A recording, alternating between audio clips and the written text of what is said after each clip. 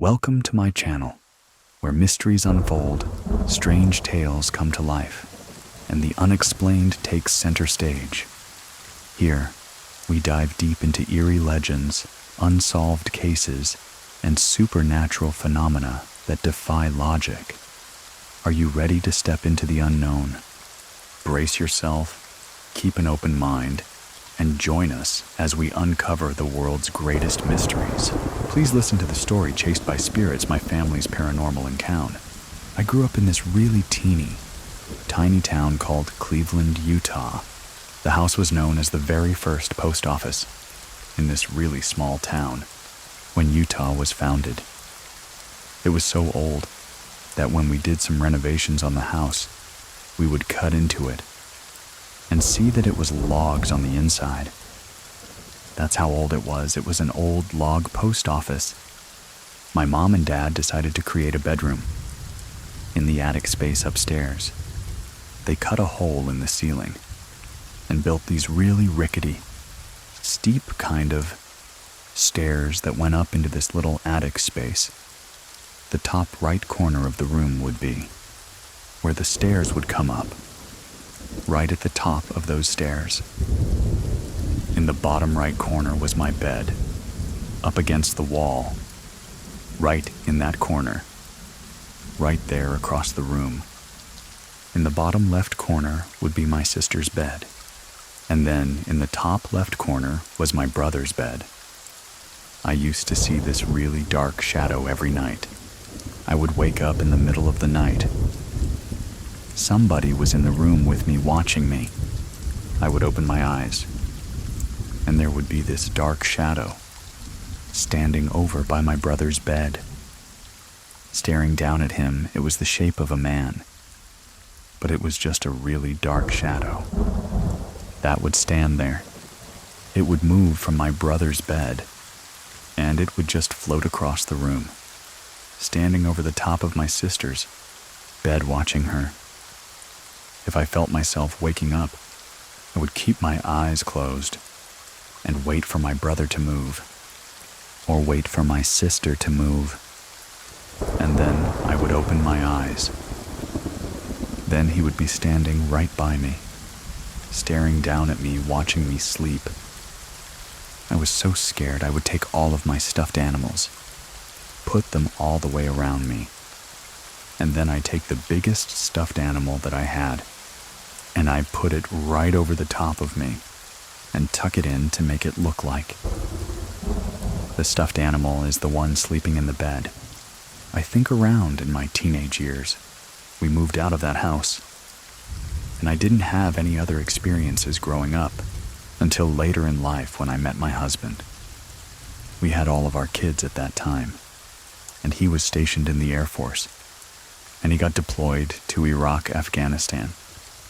He got deployed to Korea for a year. One of the funny things about me and my husband, we were really into the TV show Ghost Hunters. There was this one episode where they went to the Stanley Hotel. It's the actual hotel that Stephen King himself was staying in when he had those experiences. That scared him so much that he wrote the book, The Shining. This hotel is over 100 years old in Estes Park, Colorado. It's gorgeous. On this episode, they decide that they're going to split up into these separate rooms in the hotel that are known for the most paranormal activity. In the hotel, one of them is on the 4th floor, room 412. Back to me and my husband. My husband is deployed to Iraq. I want to surprise him with something. Just pretty cool for him coming home. He's been gone for 6 months. I decided I was going to book us a stay at the Stanley Hotel so that we can go investigate ghosts. I decided to book that exact room 412. We drive to the Stanley, and you walk into this hotel, and there's this big staircase. It goes up the center, and then it splits off to the right and the left on both sides, and you can go up to the other rooms. Next to the staircase, it has this really awesome, super old elevator that is One of those metal elevators that you have to close the gate on. Old, rickety, and really loud. We get our key for the room. So we get in the elevator and we go upstairs. Step off the elevator, and the room that is haunted is right next to that elevator. We get in the room and go check out the closet. This closet is 100 years old, full hard wood. It's got one of those really old doorknobs on it that are really hard to turn. It's super heavy. On the backside of the closet is that elevator. We check that out. We check the room out. It was really pretty. It had a really old bathroom in it. The really super old Victorian sink with on the inside. We decided to go get some dinner and walk around the hotel for the rest of the evening until bedtime. So nothing happened to us that night. When we were walking around checking out the hotel, and we took the tour. The tour guide was this really cool, old guy that had actually done the tour for ghost hunters. When they came, he was their tour guide. We noticed that on our tour. The guy goes right up to the room we're staying in, stood outside of the door, and sit there and tell the stories about what happens in there, how people have lost things. Me and my husband are just sitting there thinking, yeah, we're staying in this room tonight. We even told the people that were on the tour with us. We're like, yeah, this is our room. We're going to stay in there. You guys want to look in there? And they were all pretty excited to go in and check out the room. And we ended the tour and went to eat dinner. And then we went back up to the room. And it was time for bed. We decided that we were going to go and take a shower. Together, we're in the bathroom, talking about how nothing's happened to us. It doesn't seem very creepy. There was 3 bulbs in this one light fixture above the bathroom sink. As soon as we were talking about this happening, the light bulbs all shattered. We got out of the shower and called downstairs. I told the lady at the desk what had happened. She said that they were going to send somebody up to come and take care of it. Things like that happen all the time in that room.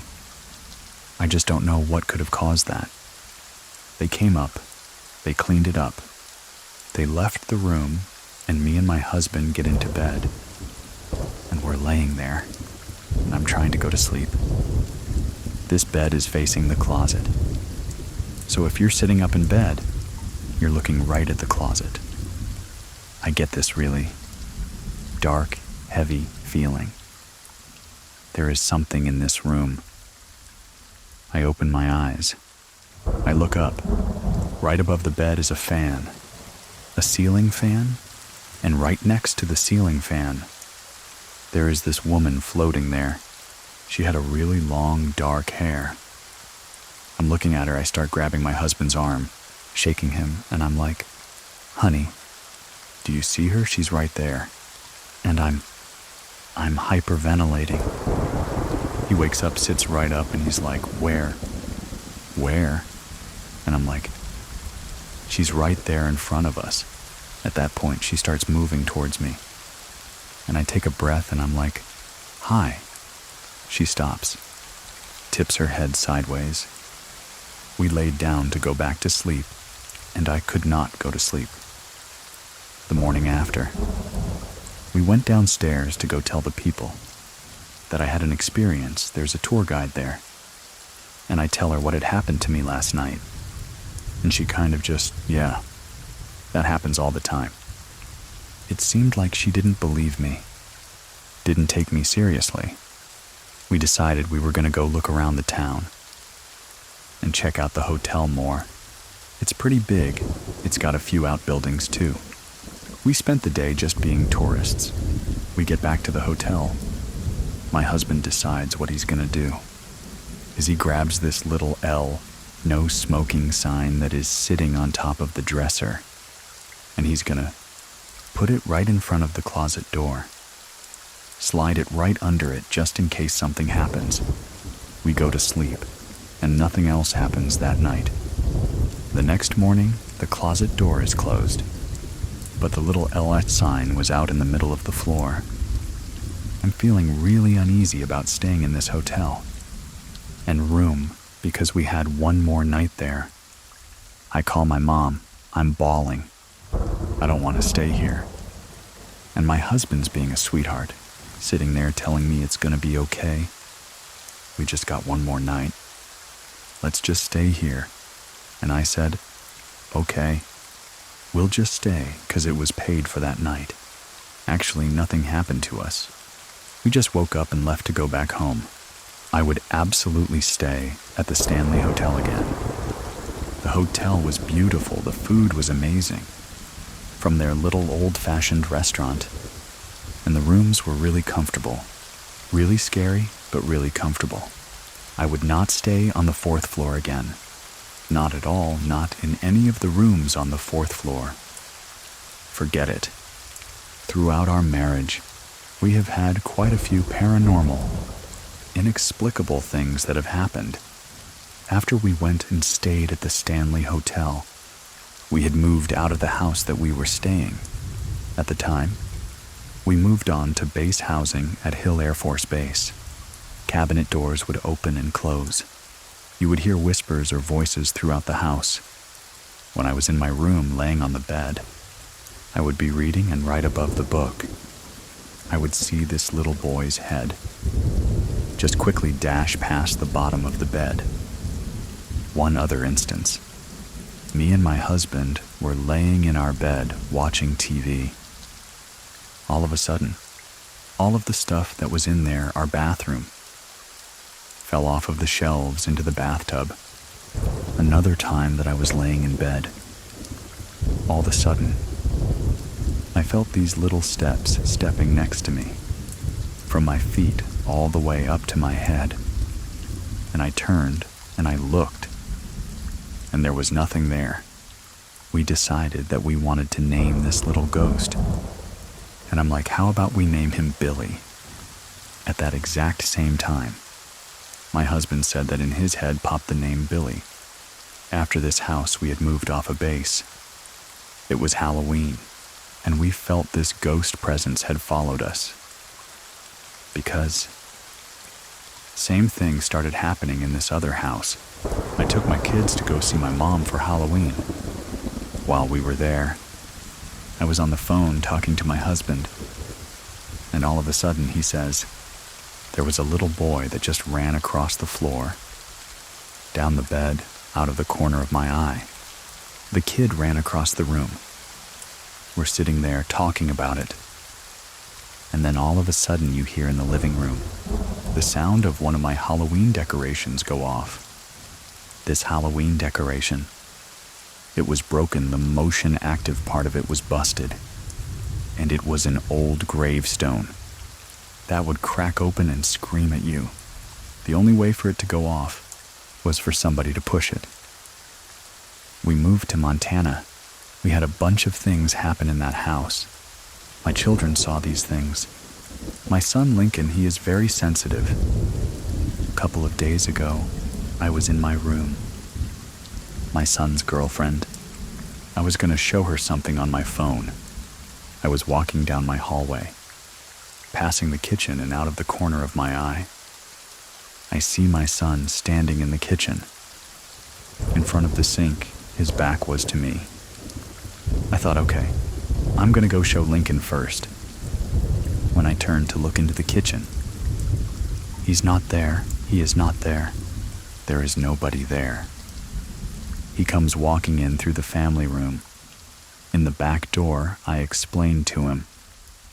This ghost, or mimic, or whatever this was, looked just like him. I have no idea what that was.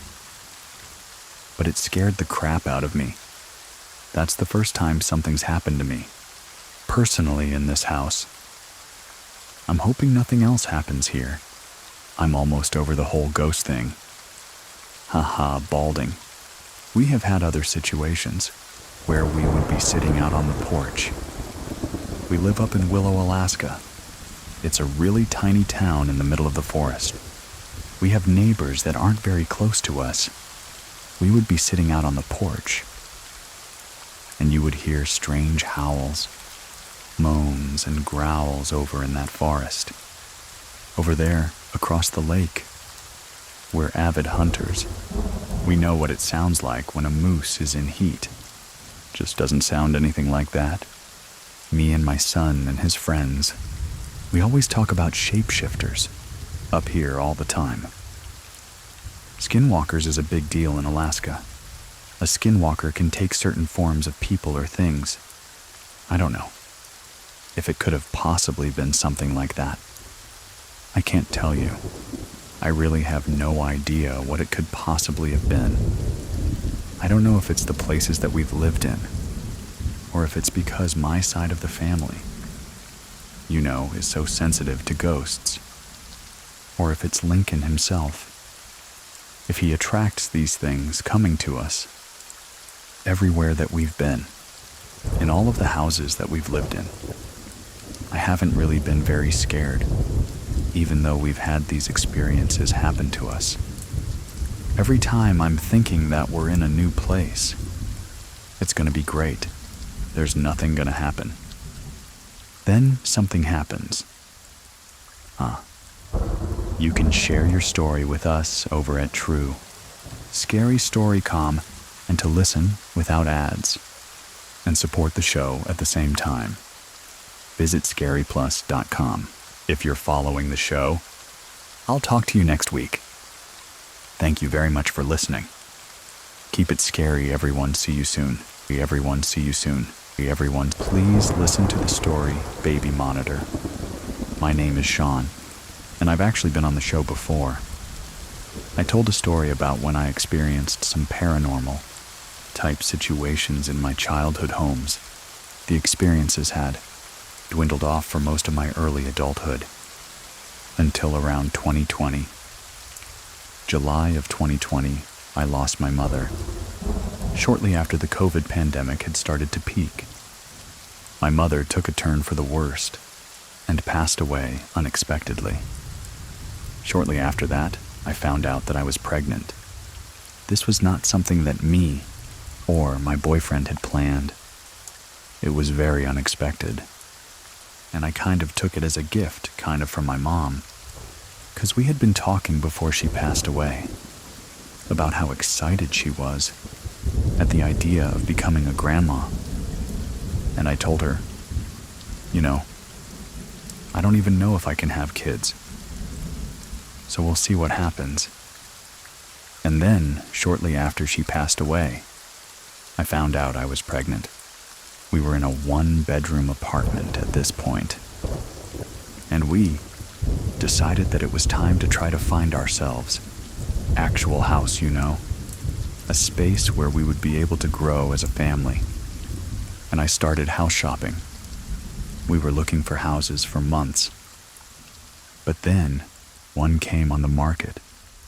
That happened to be on the same street that my childhood home that I had originally experienced a lot of the paranormal activities was on. I decided to go take a look around. There wasn't anything particularly special about it yet. There was something that drew me to it. I can't explain what it was, but there was just an energy in the house that pulled me to decide to try to convince my husband that this is the house that we need to buy. He was not a fan, but when it came down to it, everything seemed good about it. There wasn't, a whole lot that had to be done to the house.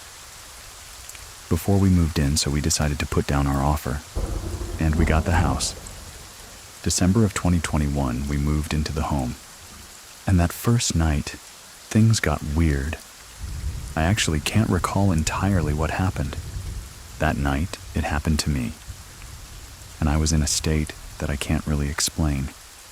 So I'm going to let my husband, Gordon, take over for a moment. The first night in the house was a hectic one. Unpacked everything as we could, and we were decided, let's just go to sleep. We're all exhausted. Let's just go to sleep and relax. and we're laying there, we finally pass out. Felt like minutes. Early morning comes and I feel this jolt on my chest. Like something hit me. I look over to my right. My girlfriend at the time is right next to me. She looks funny. Her eyes are open, but she's not really saying anything. She's kind of just like looking at me, and I'm like, "Are you okay?" And she's not responding. It was strange for like a second or two. And I was just like trying to, nudge her and stuff. And all of a sudden, she's just starts speaking in like tongues almost, saying different names I didn't recognize. She was like speaking multiple languages all at once. It's a very strange situation. And I'm thinking, okay, maybe she's having like a stroke or something. I wasn't even sure. So I'm like, okay, so try to wake her up or something. So I'm just trying to wake her up, and she's just flapping her arms around and yelling and trying to get my attention, even though I'm literally staring at her. It felt like she was almost possessed or something, like she was like being taken over by something. This is early in the morning too. Sun's barely coming up, so I'm trying to hold her up. I physically had to hold her up with my shoulder in the bed to try to keep her up without laying down, trying to shove apple juice into her throat.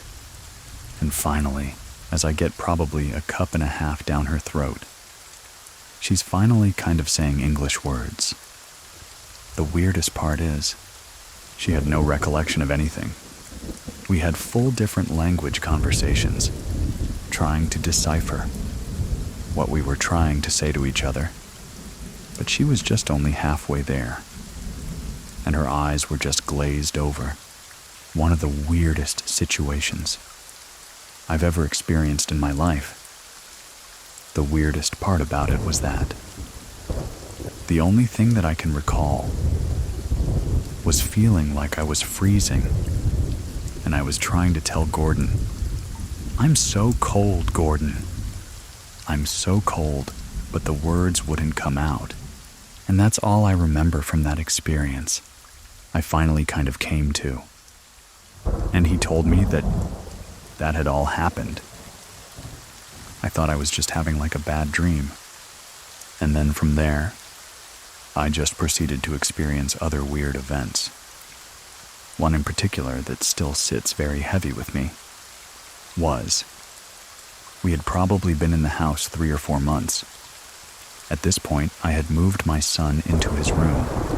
He was around 8 or 9 months old, and that was really hard for me. Because when we were in the apartment, we had one of those side-sitting cribs, and he was right there next to me.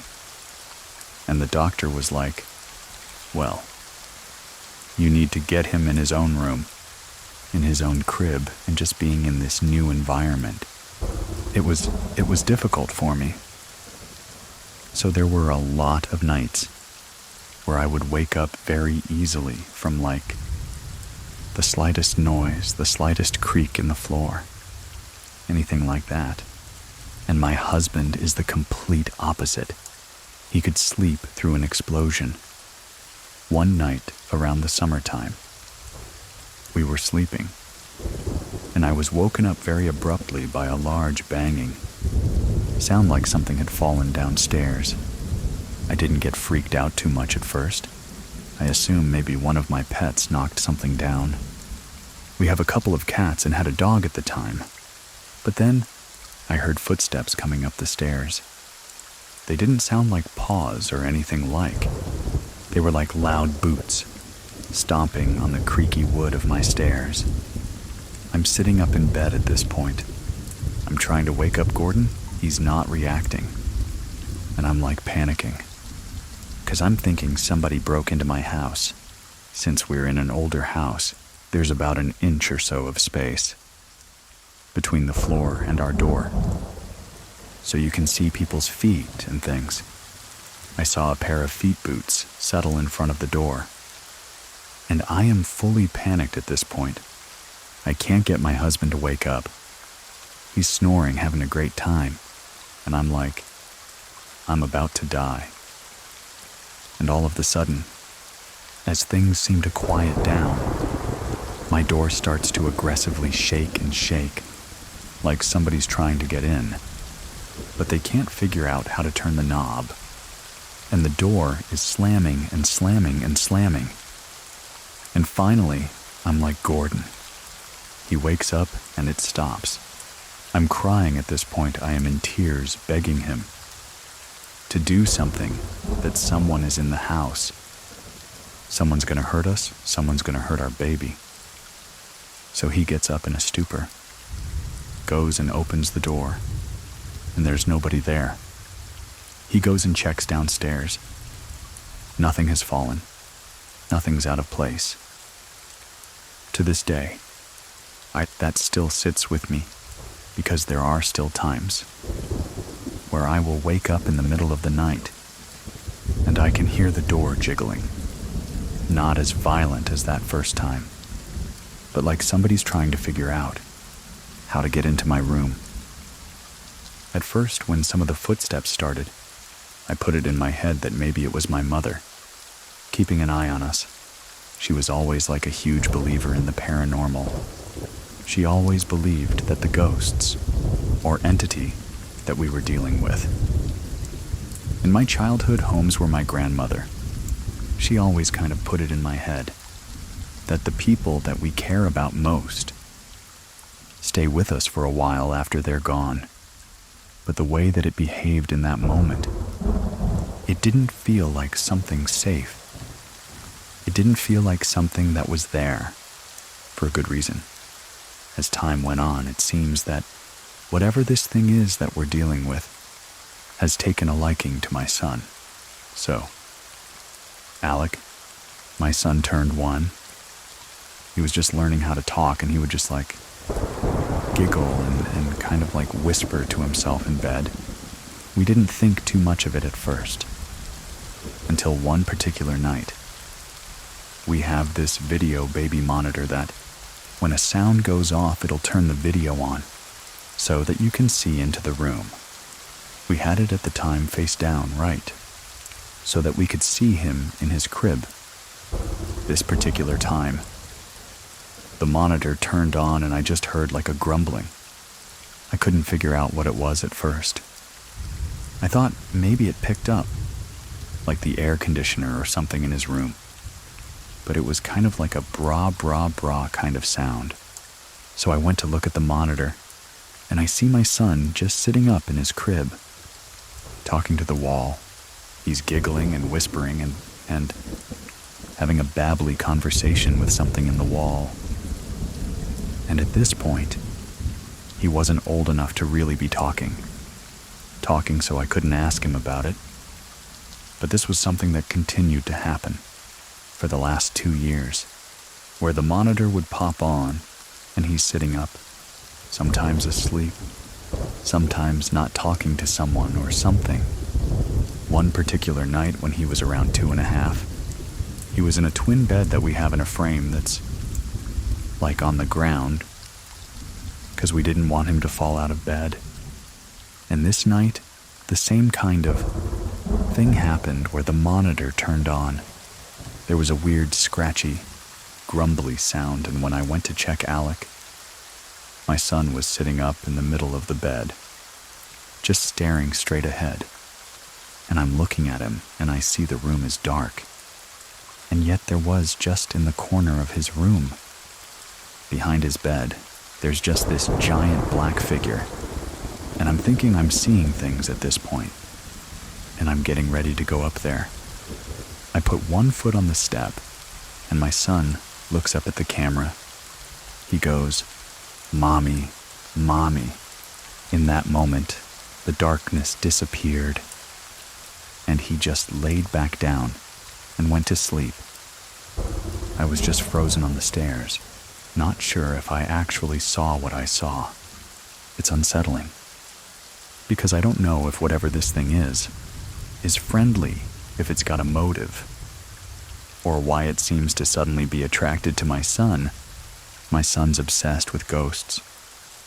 I'm not sure where he even got the knowledge of ghosts. He asks my husband to play ghosts with him every night.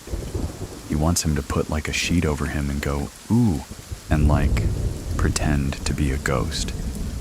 No idea where he even learned that word. Just this morning, I went in to get him to go to daycare. And he gets up and he goes, "Mommy." Guess what? My friend did exercises with me after Daddy left. I was like, "Who's your friend?" And he just goes, "I don't know." Part of me wants to think that maybe it is my mom, watching over him and coming to see him, but the way that whatever this is treated me and treated my husband, it's hard to be confident in something like that. There was a time recently, Alec was in the living room playing. We were cleaning up the kitchen. I had just let the dogs out the back door. I turned my back to where we have like their water bowl, and when I turned back, there was a dead mouse lying next to the water bowl, and I come up to it, and it's a mouse. And so I'm freaking out. I get my husband to come and look at it, and he's like, "This is stiff. This has been dead for a while. It looked like something had spit it up." But my dogs were outside. The only ones that could have possibly had a mouth big enough to transport this thing were not in the house. I had my husband throw it out. I go to open the back door to let the dogs back in, and there's another one in the exact same position, in the exact same state, right on the back step of my house. We clean that one up. The next day, there's another one in the exact same spot. I can't explain that either. One time, I was trying to get him out the door, and it got to the point where he was getting very, very upset. And I'm like, "Dude, we've got to go. We've got to go. You have a doctor's appointment. Like, we can't be late." And he got very upset. And he looked at me and he went, "Mommy, no." And as he yelled, "No," my bathroom door slammed shut. I've heard a lot in the past about how, like, ghosts will react to emotions of the people in the space that they are residing in. So I can't help but wonder if that was the ghost, taking his side to try to get me to leave him alone. But a lot of the times, when there are arguments happening in the house, or my son is throwing a fit, that door will slam. I don't know how to explain it. In my previous story, I had talked about the house that I lived in. It's on the same street, and at that time, when my mom and my aunt were fighting, the lights all shut off and things were slamming. And so part of me feels like it could be the same thing, where it seems like whatever it is reacts when there's a lot of negativity going on in the house, or negative emotions. It doesn't feel the same, if that makes sense. This whole street is just weird. There's been a lot of rumor between neighbors about seeing figures just standing across the street, looking into windows. Whatever we're all seeing don't seem to be aggressive or threatening, but they're there, watching. So I don't know if I made a mistake moving back here, moving back into this space, where I had once dealt with this stuff before. But that's a genuine fear of mine, and a genuine fear that I have now accidentally passed. Whatever this is from me to my son.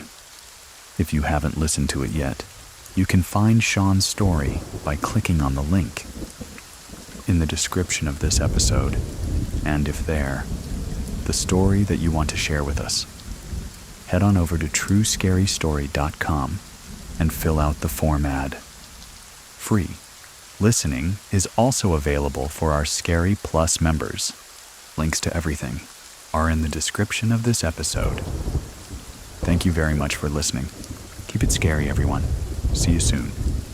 Please listen to the story, Unwelcome Visitor. Don't listen to this one alone. What she thought was her uncle's spirit returning turned into a terrifying encounter that she will never forget. My name is Edwin, and here is Angie's true scary story. My name is Angelica. I live in Murrieta, California. This happened in Temecula, California. More Winchester. Past Lake Skinner, its very secluded area hills, cows, fences, and your closest neighbor is about a mile away. At night, it was pretty scary. The only lights you can see were the houses that you can see through the hills. Around this time, my parents had divorced, and we lived in a home in Monrovia Valley. In that home, I experienced a lot of dark energy. During their divorce, it was very ugly. I have to say it was like a spiritual battle going on. We ended up moving to my aunt and uncle's home. In Winchester, they graciously opened up their home to us because my mother had nowhere to go at this time. My uncle and my aunt, they were working and they had their own business. They were pretty well off. They had a beautiful property. It was a ranch, we call it El Rancho. It was a one-story flat, and with 3 houses in the back. The only people who would come were those who lived there. Around 1995, I was 13 or 14 years old. My uncle passed away. It was very unexpected. He had gotten into a car accident. It was pretty tragic. He actually ended up on the news. We didn't know what to make of this, or how to move past this. He was a pretty big part of our family. He had such a huge personality. He was a father figure to a lot of people. Especially me during that time, it was very hard. 2 months later, or still getting over his passing. This happened early in the morning. I was sleeping. I heard 3 knocks. It was like somebody knocking on the door. It wasn't fast, it was like a normal knock. The first one was like knock. The second round got a little bit louder. Third round got a little bit louder. I was awoken up by the second 3 knocks. I was just laying in bed. I was looking around. I knew that it was very early. I didn't hear birds chirping. I didn't hear the dogs barking. Again, I hear 3 loud knocks. I'm looking around and I'm scared. I'm just thinking to myself, am I the only one who's awake? Am I the only one who's hearing this? I turn to my cousin who's laying next to me. We shared a room. I go to wake up my cousin. I push her. She does not wake up. I hear 3 loud bangs again. The door that these bangs are happening on, they're on a security gate. This door is really sensitive. You can hear a tap, or if you close it, it vibrates throughout the whole house. My cousin is not waking up. I'm just thinking to myself, what is going on this early in the morning? It's a house full of people. I slowly walk out. I peek my head out into the hallway, and I look. I'm quiet. I didn't say anything. I'm just looking to see if anybody else is hearing it. In this property, when you walk out into the hallway, I have turned left. You immediately come to the kitchen on your left, and then to the right is the door.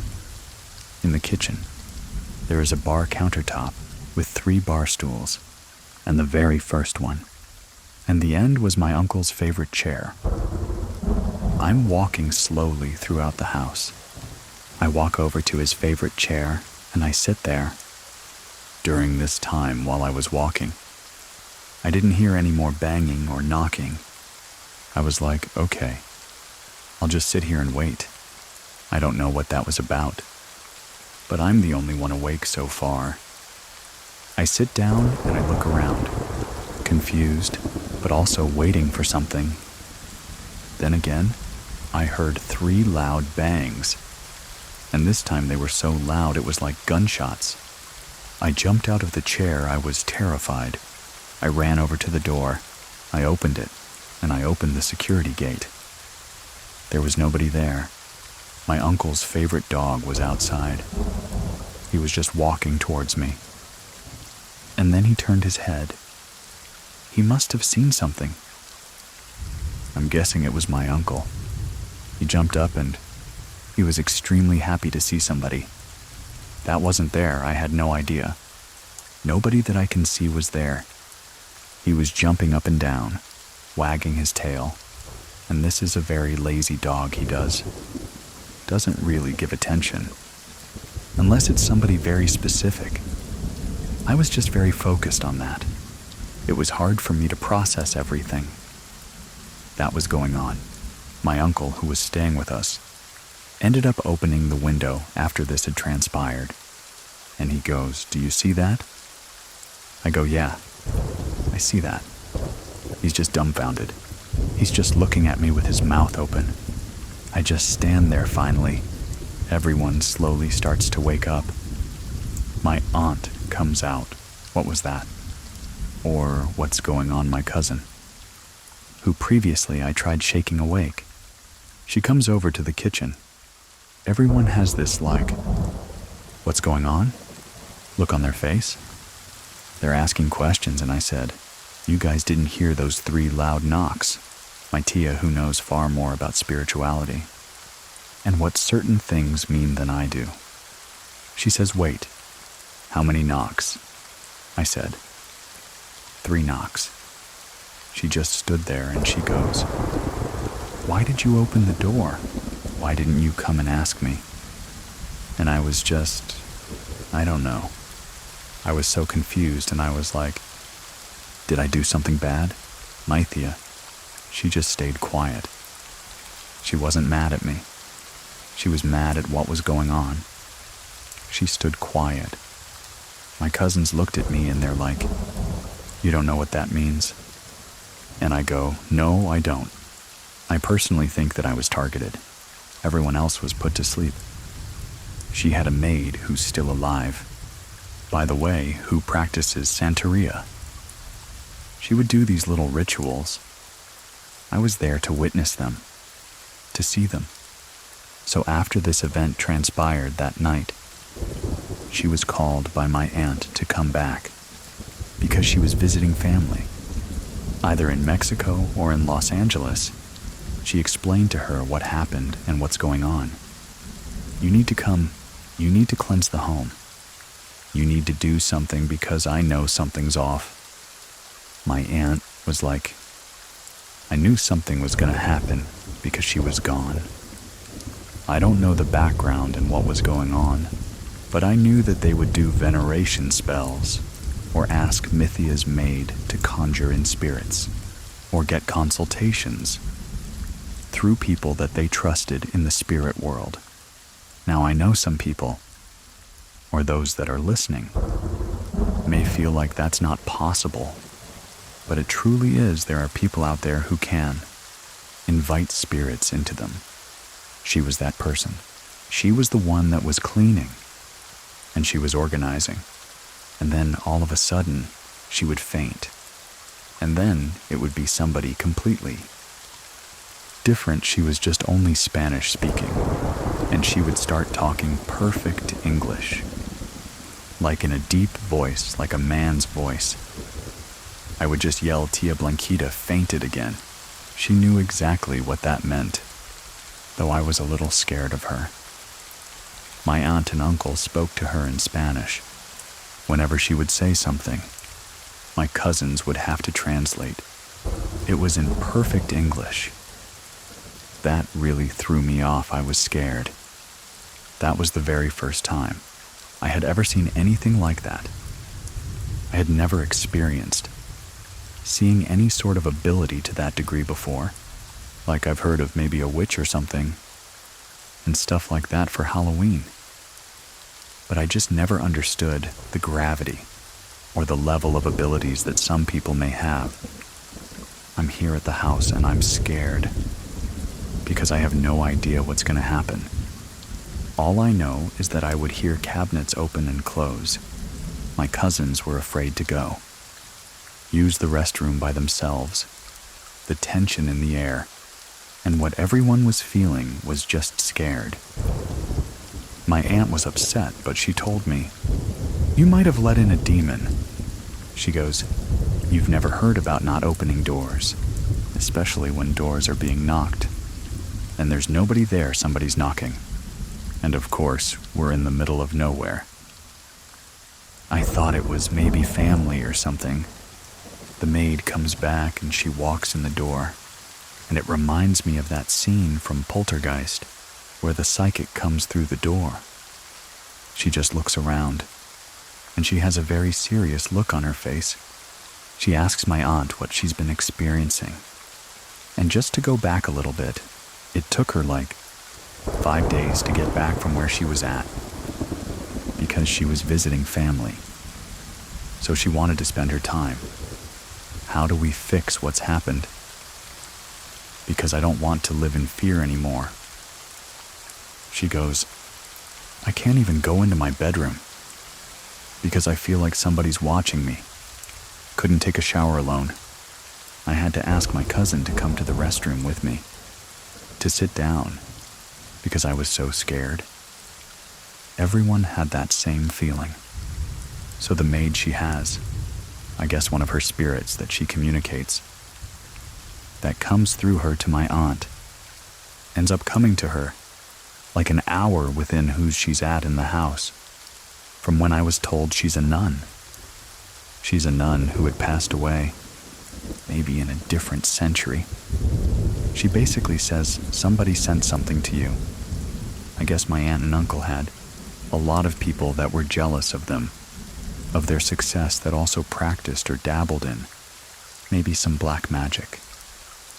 They waited for whatever low vibrational or dark entity to be sent to her home.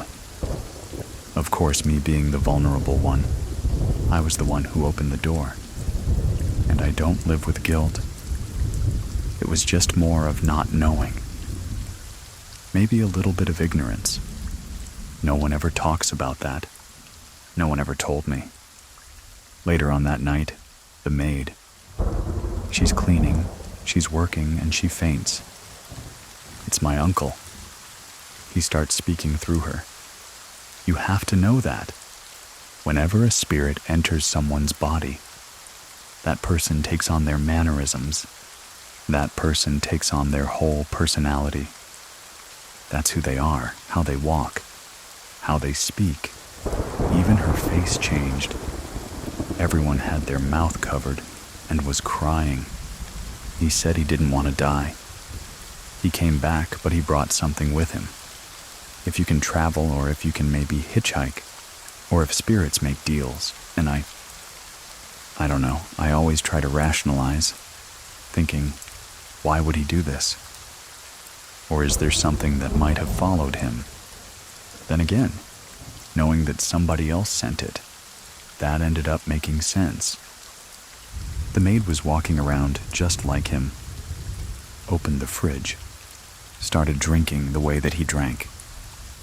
My uncle, he was a drinker. He enjoyed his alcohol. He started to drink. Or she started to drink. The maid started to talk to my aunt. He was just saying how sorry he was. And in mid-sentence, that's when she fainted. Once the maid ends up fainting, she's exhausted. She cannot do anything. She needs to rest, because it's so much energy that's being used. So she rests. The next day, she performs this ritual with a huge pan on the floor. She puts all these herbs in the middle. I had no idea what was going on. I just know that I was a part of it. It was just so interesting to see her gather up all these ingredients, and there were just flowers and herbs and different types of roses. I'm thinking to myself, oh, okay. I had a million questions. I'm like, am I going to get hurt, or what's going to happen? Everybody else pretty much knew. What she was doing was for the betterment. Me being newer and not being exposed to this at all. I was a little scared, but my cousin talked me down. This is so we can help move him out. Help move him on where he needs to go. I said, okay, if that's what it's for, I'm all in. She puts balm or incense into the pan, and there's a good smoke going. she starts singing these prayers, these words, and she's praying. Each of us had to walk over the pan, but in a cross. We walk up, walk back, and then go to the other side. So then it was like you would make the sign of the cross. Each of us had to do that. After that was done, she had to go through each room, everywhere in the house, and do her thing. I didn't follow her, even though I wanted to, because I was so interested in what she was doing. I just stood back. After that, she says, "Okay, give it time." Probably within an hour, the house felt so beautiful. Everything was lifted. Everything felt back to normal. Even though he had passed away, it didn't feel like anybody was there staring at me. The house didn't feel heavy anymore. I wasn't living in fear. We didn't hear things throughout the house. I was happy in that sense. But I was just sad because I let whatever was in. Even now, I have the conversation with my kids. If you ever hear knocks, if you ever hear anything at the door, you always look. You just don't ever automatically open the door. My kids always ask me why. Because sometimes there's things out there that are not good. That will come to your door and knock. Sometimes you won't see anybody. You might hear a voice, because that's happened before to my aunt. She's told me that something comes knocking on her door, and she's heard a voice, and there's nobody there. I just tell them always look, especially knocks in 3. Just being involved in my aunt's home and getting to know my aunt's maid, I ended up asking her questions. And since I don't know Spanish really well, I asked my cousin to ask her. She ended up telling me that when she lived in her country, she was a teenager, she was told that she's a schizophrenic because she would hear voices. She would see things. People just thought that she had either schizophrenia or she was undergoing psychosis. So she was cast out of her family for a while because she was experiencing all these things that she had no idea what was going on. One day she just couldn't take it. She ran away from home. She ended up on the streets of Mexico. She was just laying on the floor covering her ears. And she was saying, "No, Maz, I can't take this anymore." She said a woman came up to her, showed her hand, and she said, "You're not crazy. I see it in you. You have the gift to Tatianis Eldon." When she told me that, I got immediate chills. I was like, wow, she just saw you and saw that in you. She goes, yeah. She took me under her wing. And this was a lady that she's never met before. She just explained to her and she sat her down. She goes, "I'm going to teach you how to use your gifts, or else you're going to live your life feeling like you're crazy. You're most likely going to end up ending yourself because you don't know how to wield it into your favor." I was told by the maids that I had certain abilities. I feel like I might be clairvoyant or clairaudient. A lot of information comes through me, through dreams or through knowing. I've carried that with me. I hear those same thoughts in my mind, and it's almost like I'm not thinking them. If you want to share your story with us, head on over to truescarystory.com and fill out the form. We'll get in touch to see if we can record it. To support our show and get episodes without ads, check out Scary Plus over on scaryplus.com. It's free for 2 weeks and then for $99 a month. You can cancel anytime. Thank you very much for listening. Keep it scary, everyone. See you soon. 1. Please listen to the story, Our Home on Cursed Grounds.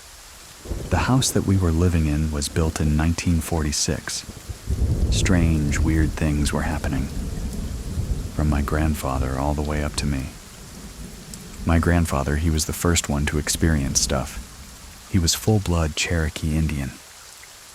So he was all about the native, the the tails. His first experience, he was in the army. He would go outside, do the perimeter check. And he said one night, when he was close to the alley, he saw this dog that didn't have a head, but you can hear a bark. At the same time, he sees this dog. Something from under the ground wraps around his legs and does not want to let him go. So he started praying in Cherokee. He was a prayer warrior, for sure. It eventually let him go, and he went in the house. That was the very first incident he had. My aunt had a lot going on with her too. She said that she saw him in the yard walking around, and she called out to him. He wouldn't answer. She finally said, "Dad."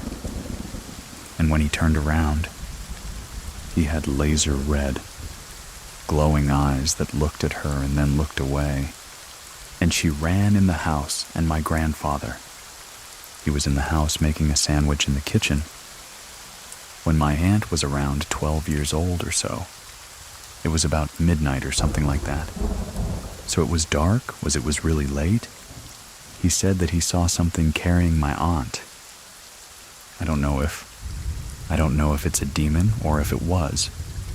Whatever it was carrying my aunt. My grandfather, he asked, "Who are you?" He was a medicine man also, so he was never afraid of things like that. He was our ghost buster, if you will. He asked it, "Who are you? What do you want with my daughter?" Whatever it was, that thing got spooked from my grandfather. He said, "You need to leave. You're not going anywhere with my daughter." Whatever it was left did not come back to that house. Anyway, my grandmother, she used to work at a daycare center that was like down the street from the house, and my aunt, she would help her. One night, she had sent my aunt back to the house to go get some extra towels and extra bibs to bring back to the daycare center. My mom was out with friends. My uncle was out with friends.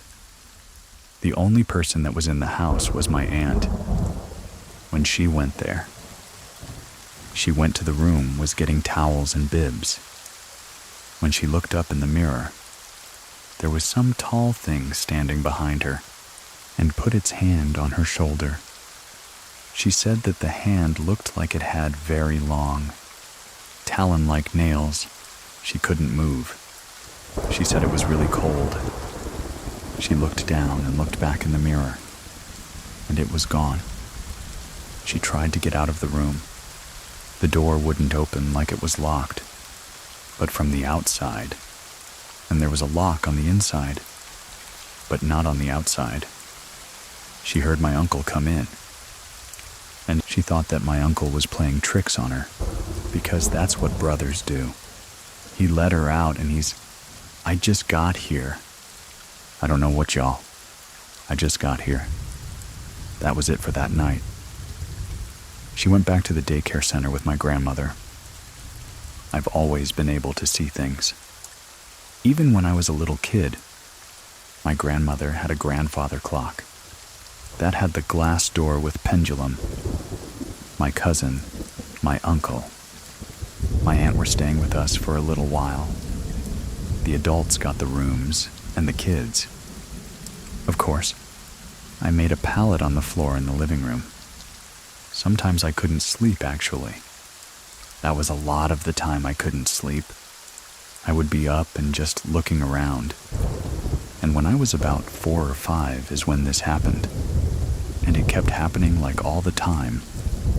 I would see this lady in the pendulum area of the clock. She was like a Victorian lady. Like she had the big poofy bun on top. And she had a Victorian lace dress that would button up all the way up the neck. She would always stare at me and smile. I remember one night, it was always between 2 and 3 in the morning, she actually held her hand out to me. She only did it one time. I don't know what that was about. I don't know if that was an ancestor. I don't know what that was. But I didn't feel threatened. I didn't feel. The kids are very susceptible to things like that. I never felt like it was bad. I was dating this person. That apparently was a very evil-spirited. You don't really recognize things.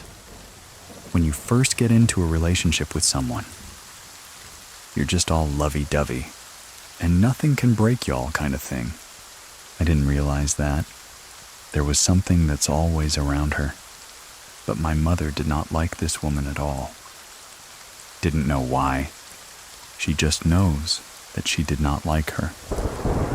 Every time she was around, something would happen to my mom. One time, she fell out of nowhere. She just fell. And she said there was another time that she fell. It felt like something pushed her. My ex and me were sitting outside at the time. When that happened, things like that would happen with my mom. And nobody else, just my mom. I think one of the most terrifying experiences would be, I want to say it was November 1st of 2013, 2014. This person, she was the kind of person that stalked you. I didn't realize that this was going to be an issue. It apparently was. One night, I was out there with her trying to just keep the peace. On my street, there is no street lights nearby. There is a street light on either end to the street, for the cross street, but there's nothing like in the middle. So where my house was just like pitch black almost, just the glare from the street lights from afar. We're sitting there, we're talking. I see this dark figure walking towards the car, was dressed in all black. I don't even know if it had a face. It just was just all black. It slowly walked past the car. I'm looking by my driveway, 'cause we're parked on the street. My mom's car is parked in the driveway. There was no more room when this guy, or whatever it was, passed my driveway. They disappeared. Right in front of her face is disappeared. That freaked us both out, but it's like, okay, you know what? Things like this happen around my house all the time. Now mind you, she drove a Nissan Sentra that was a 5-speed. So when you put a manual car in park, you normally put the emergency brake on. That car is not going nowhere. She was parked, had the emergency brake on. We were sitting there and just chilling and talking. All of a sudden, we feel this giant push on this car. The car moved from at least 10 to 15 feet forward. It's in park, and the emergency brake's on. So what do? We get out. We get out of the car. We look on the ground with my phone flashlight, and there is a broken brick on the ground that has an upside-down cross on it. We jetted to the 7th, 11 to get away from there. When we looked to the back of the car on the bumper, like something was underneath the car, pushing the car from the bumper. We drove back to my house, parked in the opposite direction. Now we pulled up. Everything that was on the ground was gone. The brick was gone. Both pieces of the brick was gone. Like somebody swept it up. I don't know who it was 2 a.m, but there was nothing on the ground. If someone was out, we would leave the dining room light on. Where the dining room was, it was catty corner to the front door, so you can see the light shining into the door. My front door was like about a 6.5-foot door, with a half-moon stained glass at the top. Now mind you, everyone in my house is about 5'3" at the most. There is no way that anyone in my family, in that house, could see out of that stained glass window. We're talking, starting to get into an argument. I looked to my left, which is where my door was, and I saw a dark figure in the stained glass. I blinked a few times to make sure I was seeing what I was seeing. It was there, I looked away. I was like, oh my God. She looked over there. She saw it too. Then I look back. It was gone, like nothing was there. I did not go in my house until daylight, because I was not about to go and find out what that was. I've never seen something that scared me like that. There were times when me and my aunt would be sitting on the couch. Now mind you, this house, like I said, was built in 1946, so it didn't have central heat and air. It had a swamp cooler. It's the big thing that sits outside your house, and you have it connected to a water hose, or you water it every few hours. And it blows air like with a manual fan. It was the winter time when this happened. Me and my aunt were sitting on the couch. While we were watching TV, we heard something walking, crushing leaves by the water cooler. There was this very demonic growl. That happened outside that night. And then we moved to the other couch. There was also demonic growling behind the couch. I had an ex that I was with at the time. I woke up. I want to say it was like 2:30. Something like that, about 2:30. I looked over, her back was facing me. Her room is pitch black. No lights. Not even from the bathroom, nothing was on. I turn over and I look at her. When I tell you her head, and only her head turned around to face me. When she faced me, her eyes opened up and they were the same red, glowing eyes in mine. My father had in Dallas. I got up, I went in the living room. It was dark. Her mother is there sitting in the dark and asked me, "What's the matter? You can't sleep." I said, "No, ma'am, I cannot." "What are you doing in the dark?" I turned the light on. She wasn't there.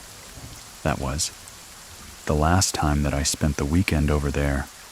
I never told her about that, because I was afraid it would happen again. I don't know if that was a warning to save myself from something, or if that was just something just to scare me. I have no clue. At that time, my grandfather, he was still living. I could talk to him about anything. So when something like that would happen, he was able to tell me things. He was telling me that particular incident with the glowing eyes. There's someone trying to keep you away from her. There's something that's not right. I don't know what it was. I don't know if the mom was doing something. I don't know, because, like I said, she was there in the living room. But when I turned the light on, she was gone. I was doing DoorDash because I almost died last year. And I came home to like a $500 light bill. Being on a wound vac and trying to work is very bad, but I had to make money for my light bill. So my lights won't get cut off, because it was a summertime and in Texas. It's hot as hell here, like it prepares you for hell. I'm doing the DoorDash thing, right? I have my brother with me. My wife was with me, and she was in the front seat. He was in the back seat. I want to say we were in Roanoke, Texas. Because we do DoorDash, it takes you wherever. That's where the money is. That's where I'm gonna go. I had just dropped off at someone's house, and we were leaving to go back to civilization on this pitch black road. There was one street light way down, right before you gone into the highway. I saw this dark figure all in black. I want to say the figure was really tall and slender. It had no face. This one had no face. It was just a black void. If you will, it was just like contorting. Like the head was like the head, but had no face. Was moving around, contorting in the legs. My wife saw it also. We both looked at it. Like you see those horror movies where bones are cracking and stuff. That's what it was doing, standing up. Walking, but contorted at the same time. When I passed it, it disappeared. I said, "Babe, Did you see that she started praying her prayers? I'm just so glad that I didn't have car trouble. I think my grandfather gave me, along with God, of course, the gift of dreams. Because I have dreams about things that are gonna happen. Some of the things that I've dreamt have happened, because it kind of feels like deja vu in a way. If I dream something, it's probably gonna happen, like within the next month or so. I guess the warning dreams, maybe premonition dreams, look like that. I've always been very cautious. My grandfather, he always said, if you see something, something follows you. You just walk away. That was always a rule of thumb with us. If we see something, just walk away. Just pretend like it's not there. Pray it'll go away eventually. My grandfather, he raised me from 6 to 18, so I lived in the trailer park with him and my step-grandmother. That night we were having a Halloween party. It was late, we decided to go for a walk on the Trinity River Bridge. Now at that time they had blew up half of the bridge because they were repairing it. So there was like a giant space in between one end to the other. That night we all decided to go out there, chill out for a little bit. It was like midnight. Where the bridge is, it's woods on both sides, like woods and the river. We're there, we hear something. We like, okay, we're leaving, we're going back. We started walking back, and all of a sudden, you hear rustling in the bushes again. Then it moves to the other side, and it goes back to the other side, and goes to the other side. We ran back to where the party was, 'cause, yeah. No, it was Halloween. It was the weekend. We were sitting outside in my friend's house, and all of a sudden one of my other friend, like freaked out, he ran like he made a beeline to the bushes. He stayed in there for a little bit. Some other friend went to go get him, and something happened to him in those bushes, because when my other friend had brought him out, he had to hold him up with his arm around his neck and hold him up and walk him back to the house. He had his head down while he was walking to the house. When he looked up at me, and only I saw it, he had the same red, glowing eyes. Fast forward a few hours later, everything calms down. My friend's window curtains was open. I took a picture of the boys, sitting in front of the window. Now, when I took this picture, it was the 3 boys, and then for whatever reason, my friend had a digital clock that stopped working, like it started blinking. It was blinking 11:34 upside down. 11:34 upside down spells hell. Okay, I take the picture. Everything's good. A few days later, I get to develop the pictures. That picture that I took of the 3 of them had the clock in the picture that said hill, and there was somebody's face in his window. The guy had been about 6'2". Arumuna. I don't know if it was somebody just being a peep, and Tom or what, but I know that when I looked in the lens, taking the picture, there was nobody there but the 3 boys. A couple died in our house. It was an older couple. Now, I don't know if they are the ones that are haunting it. I'm pretty sure it's gotta be something more demonic. Because demonic growling. Seeing that big old shadow person in the door, that doesn't seem like peaceful to me. That's why it freaks me out. When there's an open door or an open window, and it's dark outside, like a closet, and all closets have to be closed, I will not sleep with a door open. It has to be closed, a window, especially at nighttime, needs to be closed. The curtains need to be drawn. I don't want to see outside, and I don't want nothing to see me inside. To share your own story with us, head on over to TrueScaryStory.com and fill out the form. And if you know of someone who might like this too, make sure you send it to them. To support our show and listen without ads, try out Scary Plus. It's free for 2 weeks and then $4.99 a month, and you can cancel whenever you want. It's over on scaryplus.com. Anyway, thank you very much for listening. Keep it scary, everyone. See you soon. Please listen to the story, The Man in the Top Hat. Growing up in a haunted house is one thing, but what if the spirits follow you wherever you go? This is a chilling account of a family tormented by ghosts, demons, and dark entities. My name is Edwin, and here is Chris's true scary story.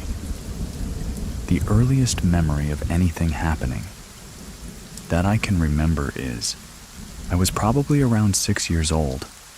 We had this house, my grandparents lived there. It was in Virginia, so it was a very, very old house. There was a lot of us. So there was my mom, my dad, myself, my 2 younger siblings, and my youngest brother. Generally, when there is a lot of people in one home, things become very active. You feel things, you sense things, you pick up on things.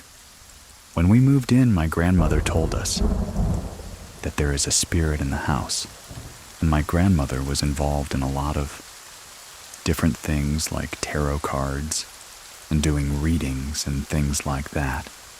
So she was already very sensitive. She would tell us, "Hey, there is a spirit in this house. We call him Angel," and she just wanted to let us know, in case we saw anything or felt anything. I remember never feeling comfortable in that house. I always felt like somebody was watching me. I never physically saw anything, but it was just creepy. I just did not want to be in that house. I didn't like it. I didn't like the way it made me feel. There was this one time that me and my sisters were playing, and we were playing very, very loudly. My grandma, she's in the kitchen. She comes running out of the kitchen, telling us that we need to be quiet because she saw the spirit. She saw Angel. There was a door in the kitchen that led to the garage, and she said that she saw a white mist coming from the bottom of the door into the kitchen. She started screaming like we heard her scream. So she runs into the living room yelling at us. Mind you, my grandmother never yelled at us when we were kids. We would write on her white couch with markers, and she never yelled. So for her to come into the living room, screaming and yelling at us, I knew something bad had happened. So me being my 6-year-old self, I yelled, "I hate Angel. I don't care what Angel says." And then the very next day, I come down with this strange virus. We didn't even know what it was, but I remember being insanely sick, to the point where I was actually admitted into the hospital, and I was in the hospital for 3 days. No doctors, nobody can find anything wrong with me. And I remember my parents talking to my grandmother, and they said, yeah, it was Angel. It was the spirit that had attacked me physically that was causing me to become so ill. My grandma actually told us that the owner of the house had shot himself in the head in the attic. You can only access the attic through the garage. So it made sense when my grandma was saying that. She saw that mist coming from the door because it LED'd to the attic.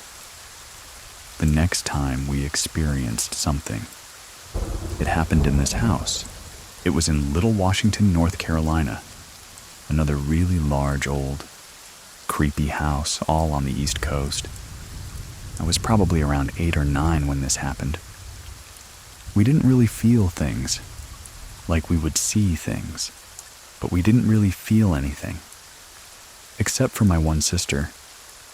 She was probably around 7, and she would talk about the dark man. she would tell us that he would follow her.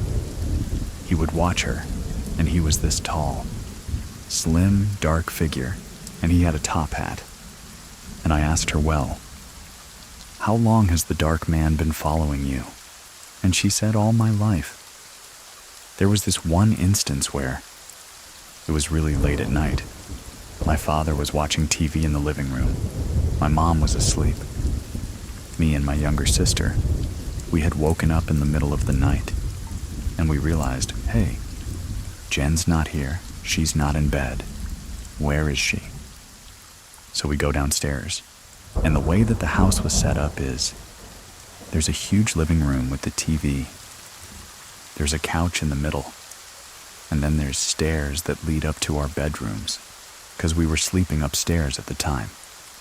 So when you come down the stairs, you can see the TV, and there's this tiny little hallway to the side that's kind of casted and, in the moonlight, in the dark, so to speak, because it was really, really dark, even with the TV on, because of how large the living room was.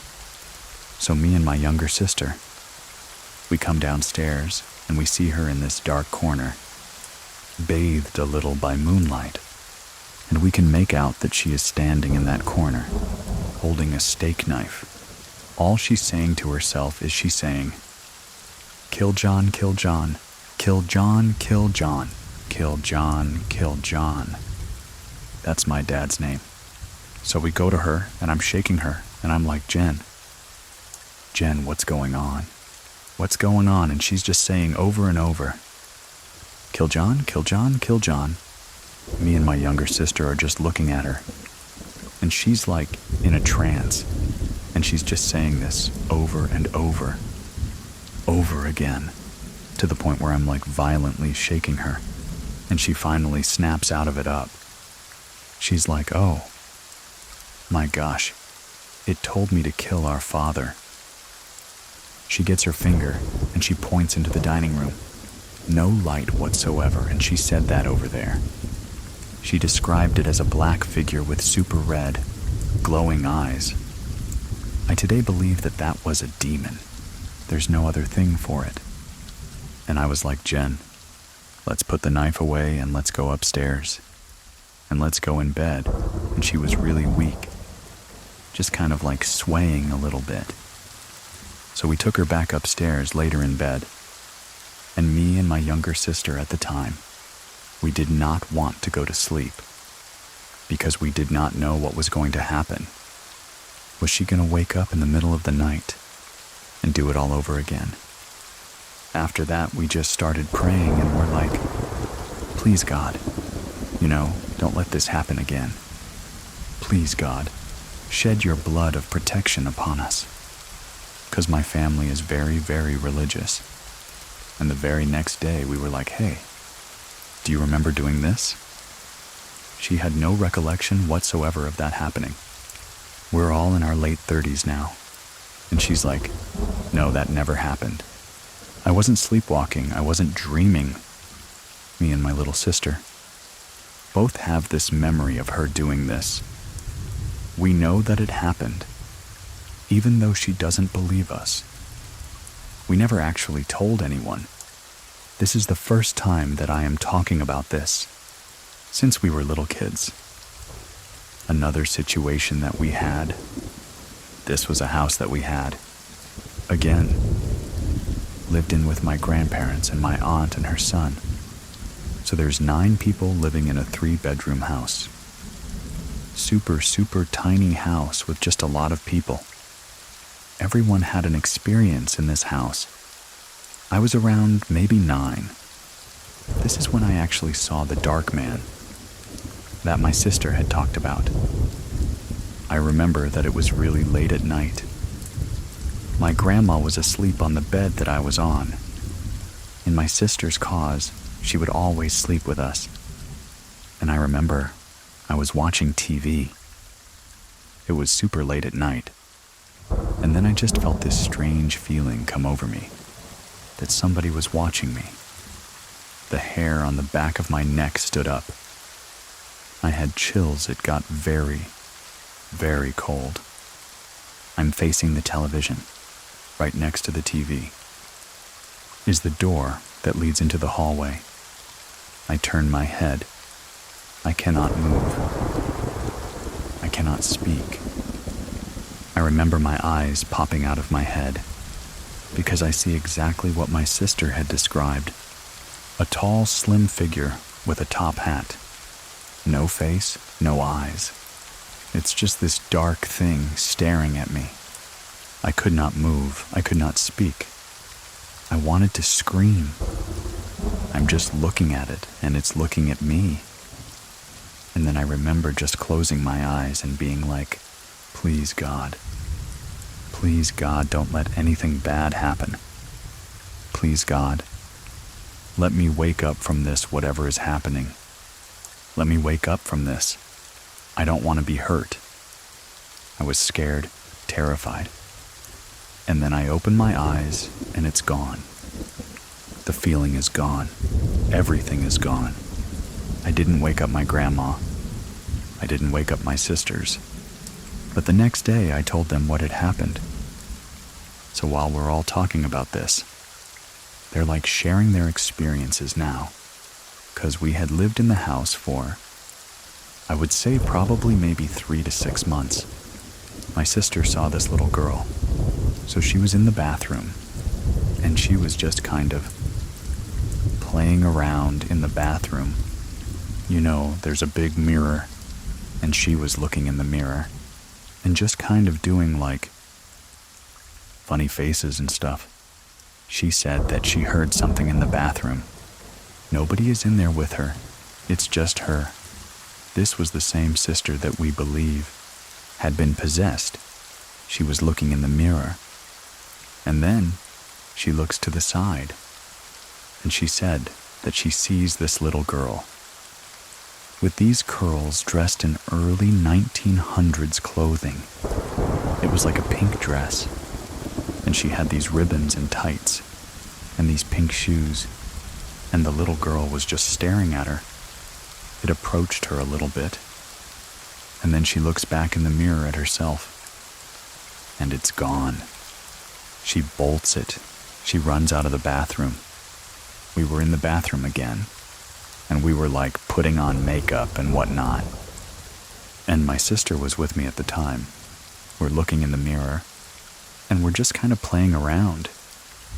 You know, we're like, 9 or 10, and then I see this man, and his face is dirty, and he's got like all these cuts and bruises. And he's wearing a black and white striped gel outfit that you would see, like from the 1900s. He's got this hideous smile, and he's just smiling at me. I would say. I probably stared at him for about 10 seconds. And then it got really cold. And me and my sister looked at each other. And she was like, "You saw something, didn't you?" My younger sister and my younger cousin, who also lived in this house, talked about how they would see this clown. And this clown was again early 1900s with the face paint and the hat and a dirty clown outfit, and he would just watch them. Now, me and my other sister never experienced. We never saw the clown, but my younger sister and my cousin saw it. And neither of them knew what each other was seeing. We didn't talk about this again until we got older. Later, after we moved out of this house, we found out that there was multiple murders. Around the area, we lived next door to a chiropractor. It became a chiropractor. But it was a very old house that they had knocked down, and 2 people were murdered in that house. We also found out, because we lived on a main road, that there was a bunch of accidents and people jaywalking that would be hit by vehicles and that were killed. We don't know what century it took place in. We don't know if it was a 1900s, but we found out that there was murders next door. There's another house that we lived in, and this is up in Michigan. It was a 2-story upstairs, downstairs 3 bedrooms upstairs, 2 bedrooms downstairs. Very large kitchen is very large house. My grandparents lived there on my mom's side. My cousins lived there. We lived there. There had to be at least 13 people living in this house at one time. We called it the Amityville house because everyone saw something. Every person that lived in that house experienced something. It would get worse. When we had like a Christmas party there, and we had 30-some people in the house, that's when I got really, really, really strange. I always felt uncomfortable in this bathroom. It was my uncle's bathroom, and he had painted it all red. We used to call it, the Bloody Mary bathroom. Red carpet, red tile, a black sink, a black toilet, a red shower. Like everything was black and red. It was crazy. My younger sister, her and my cousin were just kind of like in one of the bedrooms with the red bathroom, because it was connected to it. They were just laying on the bed, and they were watching TV, not really doing anything. My sister saw a pen fly across the bedroom, hit the wall, and they're both like, "Did you see that?" It had kind of become normal for us to see these things in this house. So we didn't really make a big stink about it. Like we're like, okay, that happened. My cousin, he fell asleep downstairs on the couch. I was upstairs with my sisters. We were all asleep. It was like 6 o'clock in the morning. We're all asleep. My cousin comes running upstairs screaming at me. "Why did you pull my hair? Why are you hitting me? What are you doing?" And we all wake up because he's screaming, and I'm like, "Dude, I was never downstairs. I've been up here the whole time sleeping." And he's like, No. You slapped me in the face and you pulled my hair, and I saw you run upstairs." To this day, he fully believes with his whole entire being that I was the one that did that. Another thing that happened with my grandfather is he was also asleep on the couch. He said he saw these 2 little girls by the living room door, just jumping around, making noise and playing. It's the middle of the night. We're not going to be downstairs bothering my grandfather. We were upstairs asleep. So we hear him yelling, "Stop making noise. Stop playing, go to bed." And we're like, we're upstairs sleeping. But you can hear him yell because there was no door that separated the stairs from the downstairs to the upstairs. And then the next morning he's like, "Why were you guys playing downstairs in the middle of the night?" I was trying to sleep. We were like, "Grandpa, we weren't downstairs. We were asleep. We heard something. We didn't know if that was you yelling at us or not. But we weren't downstairs." And again, this is another one of those things that happened in this house where we were just like, okay, it's the spirits. It's whatever it is that's here is doing that. I was again 16th, 17, and it was cool to smoke cigarettes back then. So I had stolen a cigarette, stole the lighter, and I had nowhere to go but outside. I went through the kitchen to the back doors again. This is about 2 a.m. I was talking to my cousin on the phone late. We were joking around. I was like, "Oh, I'm gonna go have a cigarette." I make sure that the door that separates me from the downstairs door is open. Because you close that door, it locks. You cannot open that door from the outside. You have to be inside to open the door, so I'm outside. On the cell phone with my cousin. Cell phone. I'm smoking and everything. And it's late at night and we're in a field. And I'm looking around and I'm like, why did I think that this was a good idea? It is really, really creepy out here. I'm like, I need to get back inside. So, the door that I had left open was still slightly open, but to my horror, the door that connects to the kitchen to get in is closed shut. So I am jiggling the handle of this door, and I cannot get in. There was no wind. It was a summer night. There was no storm. No wind that could have shut that door from the inside. Nothing. It had to have been something that was on the inside of the house that did this. So I'm jiggling the handle, and I'm crying now because I'm like, oh my gosh, I can't get in the house, I can't get in. Nobody's gonna find me until they start to wake up. So I was out there crying on the phone with my cousin. I'm like, oh my gosh, I can't get back in the house. What am I gonna do for at least 15 minutes? And then I see the light turn on.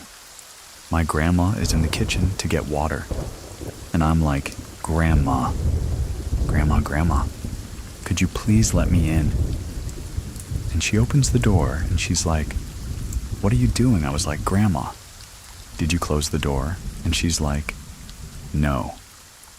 I literally just came in here to get some water. What are you talking about? There was no one in here. All the lights were out. I just came to get some water. And then we both looked at each other and we were like, It was just another experience. Just something strange that happened. It was just one of those things. There is so much that happened in this house that everybody experienced. And I honestly can't even keep track of everything that happened. I saw an ant through a window that had passed away.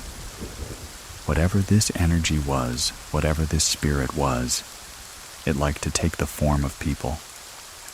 Because we always thought that it was each other. Like my grandpa saw us kids downstairs. My cousin saw me pull his hair. It always took the shape. This was a very common thing. We knew my aunt had told me multiple times, like when they were over for Christmas, that she would see me go into the bathroom and then leave the bathroom. And this is the red bathroom. Go into the bathroom, leave the bathroom. Well, I'm not even there. I'm downstairs. So when I went upstairs, she was like, weren't you just up here? Didn't you go into the bathroom? That wasn't me. I wasn't up here. I was downstairs. The house wasn't uncomfortable. We didn't feel uncomfortable in the house because there was so many of us. And we kind of just knew, you know this thing. It likes to take shape of us, whatever it is. We never did any sort of research on the house, but we had left, and then a few years later, my grandparents had sold it. And whoever they sold the house to, they demolished it. The only thing we know is literally everybody in that house saw something, from the oldest to the youngest. My cousin, who was way old at the time, she was in her third. I have a lot of family. She made something called an angel board. She had this square cardboard cutout, and she wrote all the letters of the alphabet. It was a handmade Ouija board, but she never called it that. She called it the angel board. She didn't want to scare us. So she brought this board into the Amityville house. We're already experiencing things. So we're like, you know what? Let's play with it. Let's see what happens. Let's see if we can find out who the spirit is. We would do like this prayer before we would start. And it goes like, you know, we call upon our guardian angels to protect us and to watch over us and to guide us. We would use this little shot glass where we would all put our fingers on, and we would wait, you know, until something happened. There was this one spirit that would come through. When he was a boy, he was about 15 or 16. He had told us that he died in a car accident. We would ask it, you know, like, where are you? Are you in heaven, you know? Where are you contacting us from? It would always just, say the dark place. The dark place. We didn't know what that meant. We knew he was in a car accident. He gave us a description of himself. Brown hair, brown eyes, all of this fun stuff. And then we wanted to see if it knew anything about us. So we would ask, tell me what color shirt I'm wearing right now. And we would all just kind of, look at each other and see if it would move. It would go to pink blue. It would name the colors that we were wearing. And we were all like, did you do that? Did you move it? Did you move it? Everybody was like, no, I did not move that thing. Then we started to ask questions about our future. Are we going to get married? Are we going to have kids? And it told me that my grandfather would die very soon. And it just said, blood disease, blood disease, blood disease. A few years later, my grandfather had diabetes, and he had an infection in his foot. That went into his bloodstream, and he unfortunately passed away. That little boy that told us these things followed us every time we would play with the board. Again, it was another house. This is my aunt and uncle's house. It was a huge house, and this was somewhere in Indiana. We were, 16, 17. We're all over here at my aunt's for Easter. Let's play with the board. Let's see what it does. We brought out the board and we played with it. And of course, that same boy came through. And we were just talking to him.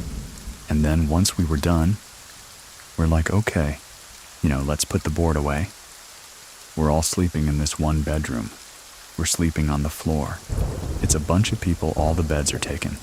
So we're just sleeping on the floor. So I wake up in the middle of the night.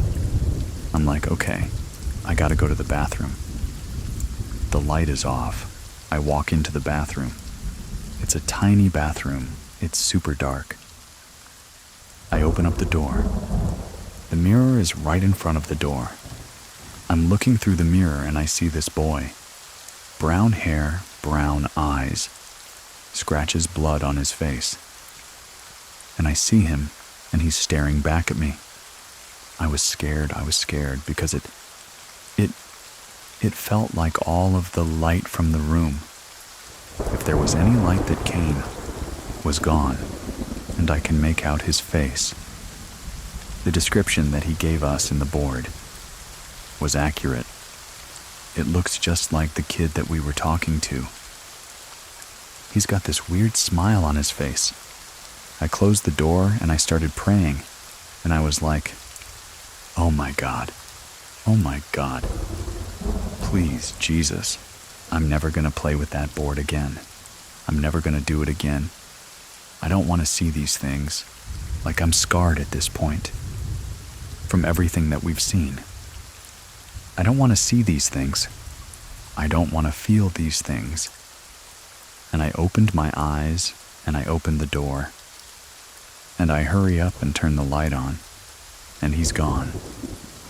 Little do I know my cousin, who's sleeping in the next room, is experiencing something with the little boy.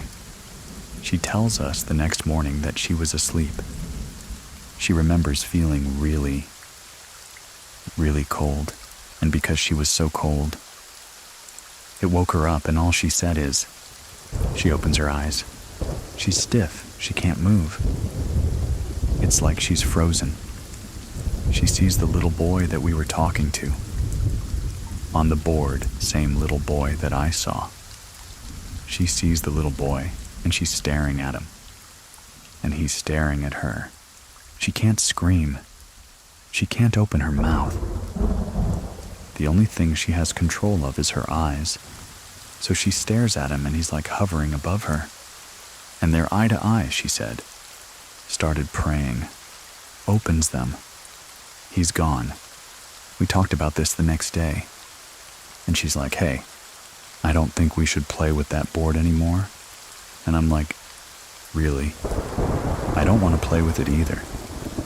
I have to tell you what happened. To me? And she's like, wait. What happened to you so we share each other's stories? The description matches perfectly. Of that little boy that we were talking to. He followed us to 3 different houses from that board, and we all swore to God that none of us did this. None of us touched it. We didn't move it. We didn't make it. Say the same thing over and over again. And when we swear to God, I know it's true. 'Cause again, very religious family. I know none of us did that. There would always be the cold, and then the prickly. And then we would experience something. So me and my one cousin, we would say it's sleep paralysis, because we opened up our eyes and we were frozen. And we couldn't move. It was really, really, really scary. And we talk about it to this day. We agree, you know. It was a demon that possessed my sister. This dark man followed us from house to house. My sister said that he followed her up until her 20s, and she hasn't seen him anymore. We talked about this clown with my 2 cousins, who never spoke to each other about it. Not until we were much older. This thing was always there watching them. One of the most scariest things that happened to me was that situation with my sister, that she saw this black figure with these red eyes telling her to kill my father. Now, my father was very abusive, emotionally, mentally, physically, and we all talked about, you know how much we didn't like Kim, and you know how. Why did Mom end up with him? You know, like we. We were never close to my father. We were super close to my mom. And then for that spirit, that demon coming to her and telling her to do that, it was scary. It still today scares the crap out of me. I don't like talking about it. I don't like thinking about it. Because that's not normal. That's not normal for a 7-year-old to have a knife and want to kill your father. I've realized, actually, me talking to my sister, you know, getting her story about the clown. We've started to feel really strange things lately. Just talking about our stories. Like the house that I live in right now with my fiance and my stepkids. It's not a scary house, but my daughter has told me that she's seen some strange things lately. And I've seen this dark figure. I don't know who caused we had a name for him. Dark man, you know. I don't know if it's the dark man or not. But something happened the other night ago. That reminded me of being in that house, with my grandma on the bed, seeing that figure and being terrified. And that happened a few nights ago. The TV was on my bedroom. Door was slightly ajar and it's dark. There's no light and I'm just, you know, laying in bed and I'm trying to fall asleep. And then my eyes go to the crack in the door. And it's probably about 8 to 10 inches open. And I see him, and I haven't seen him in a very, very long, I'm getting emotional talking about it, 'cause I haven't seen it so long. And there he was, staring at me with the top hat, slim, dark figure. Same thing that's haunted us since we were kids. And I saw it, and I got really cold. And I was just like, oh, my God, it followed me here. It followed me here. I close my eyes. I start praying again. I'm like, Jesus, I rebuke it in your holy, precious name. Please, God, I don't want to go through this. I don't want to experience this. And I open my eyes, and it's gone. It's the same thing that I saw. I know what it is, because it attached itself to my family. Whatever it is, and the only thing that I can do now is just pray about it and just rebuke it in Jesus' name and wish that I never see that again. I don't want it to hurt me, and I don't want it to hurt my kids, and I know that it's not a nice spirit. It's not something that's watching over me or protecting me. It wants to hurt us. Do you have a true scary story to share with us? Click on over to True Scary Story.com and fill out the form. To get these episodes at free and support the show, check out Scary Plus over on scaryplus.com. It's free for 14 days and $4.99 a month after that. You can cancel anytime. Thank you very much for listening. Keep it scary, everyone. See you soon. See you soon.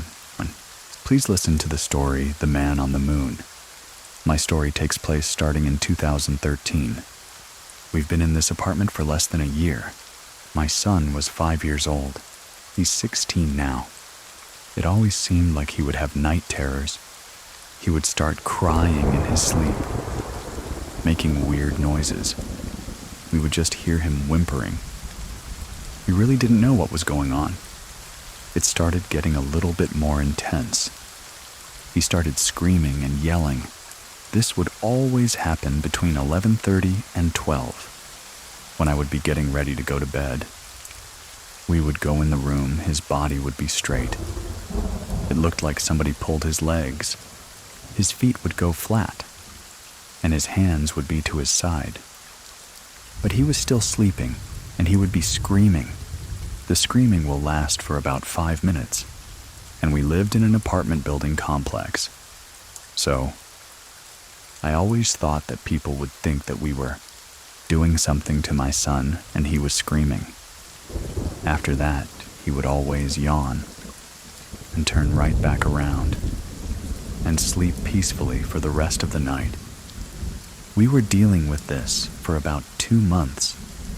His doctor told me that it was probably him getting into his REM sleep stage, and that we should let him rest and not look at TV or anything for at least 30 to 45 minutes before bed so that he can settle down.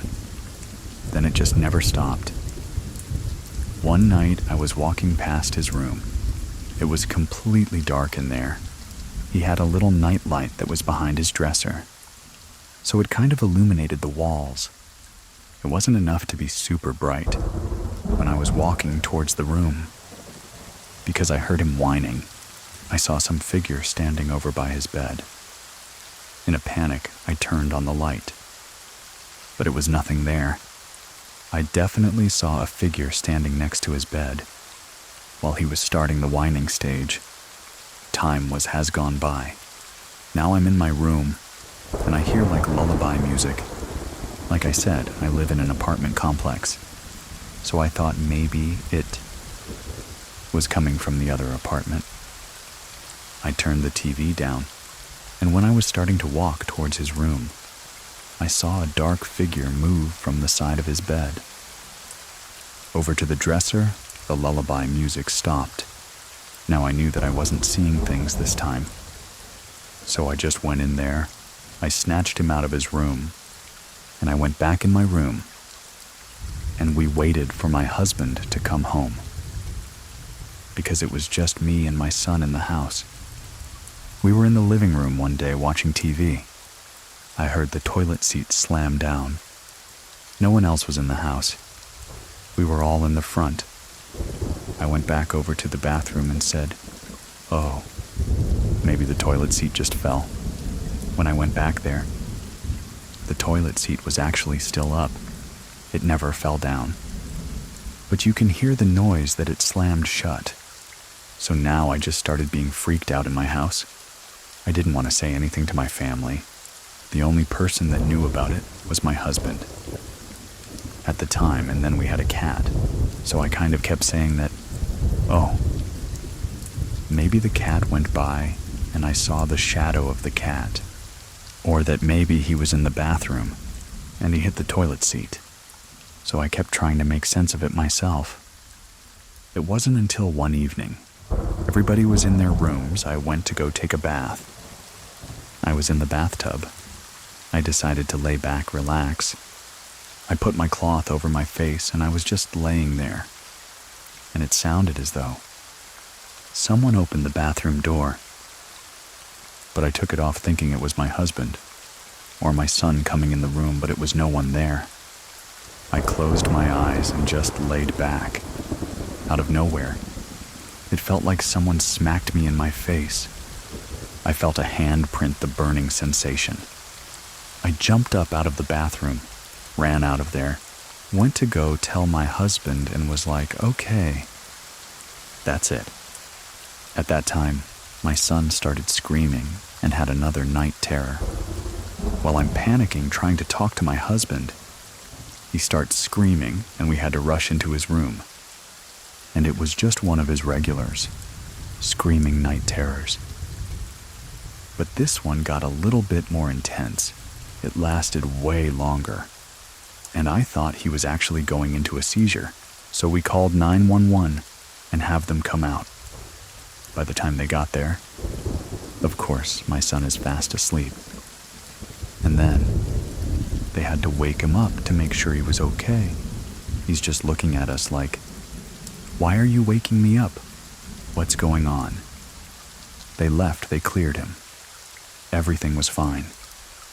It was a few days later after that, I decided to ask my son, "Do you remember any of these dreams that you're having at night? Why you're screaming or anything?" And he said no. He doesn't remember any nightmares. Or he wasn't scared when he went to sleep. Or he didn't think of anything scary. I would never forget those words that came out of my 5-year-old's mouth. He just came out and said, "Oh, I talked to the man on the moon. I talk to him sometimes when I go to bed." I asked him who is the man on the moon. And he said he tells me to do bad things, but I don't want to. And I'm always yelling at him to leave me alone. Sometimes when he gets mad, he sets everything on fire and he scratches me with a fork on my thumb. I asked him, "What does the man on the moon look like? What is he doing?" And he said, "Oh, he's very big, he's very red, he has a big fork." And he kept saying, "He scratches my thumb with it when I tell him no." I said, "Well, does he ever grab you or catch you or anything?" And he said no. If I say no, he just stabbed me with the fork. The next day, I told my mom. I started telling her everything that was going on. My mom always believed in the Bible, and she believes that there are spirits, and that there are angels and demons walking around. So, that's why I was happy that I was able to talk to her. We went to church that Sunday, and we talked to my priest, and I explained to him the night terrors. I told the doctor they kept saying that children's have active imaginations, but I just felt that there was something else going on because of all the other things that was happening around the priest. He said that my son had a bright aura around him, like he's very protected, and maybe that's why the dreams come, and is trying to break that aura. But it can't get through. So he gave us holy water. He gave us Bible verses that we should recite before he goes to bed when he's saying his prayers. He told us to leave the Bible open on a certain page so we can have that verse after we say it. I was supposed to cross him with holy water. And then we will put a rosary that he gave us under his pillow. Now my son is still 5. So he's really excited about putting the rosary under his pillow. He wants to go to bed and say prayers. The next day, I came into his room, and the pages were turned on the Bible. I asked my husband, "Did you touch the Bible? Did you change it?" He said no. Then, while I was making up his bed, I went to go look for his rosary. I couldn't find the rosary. I asked him, Did he take the rosary out at night? What did he wake up? Was he scared or anything? He said no. I was looking all the way, all over the floor. And then I found the rosary under his bed, behind the headboard. Not where he could push it, because he had a toddler bed.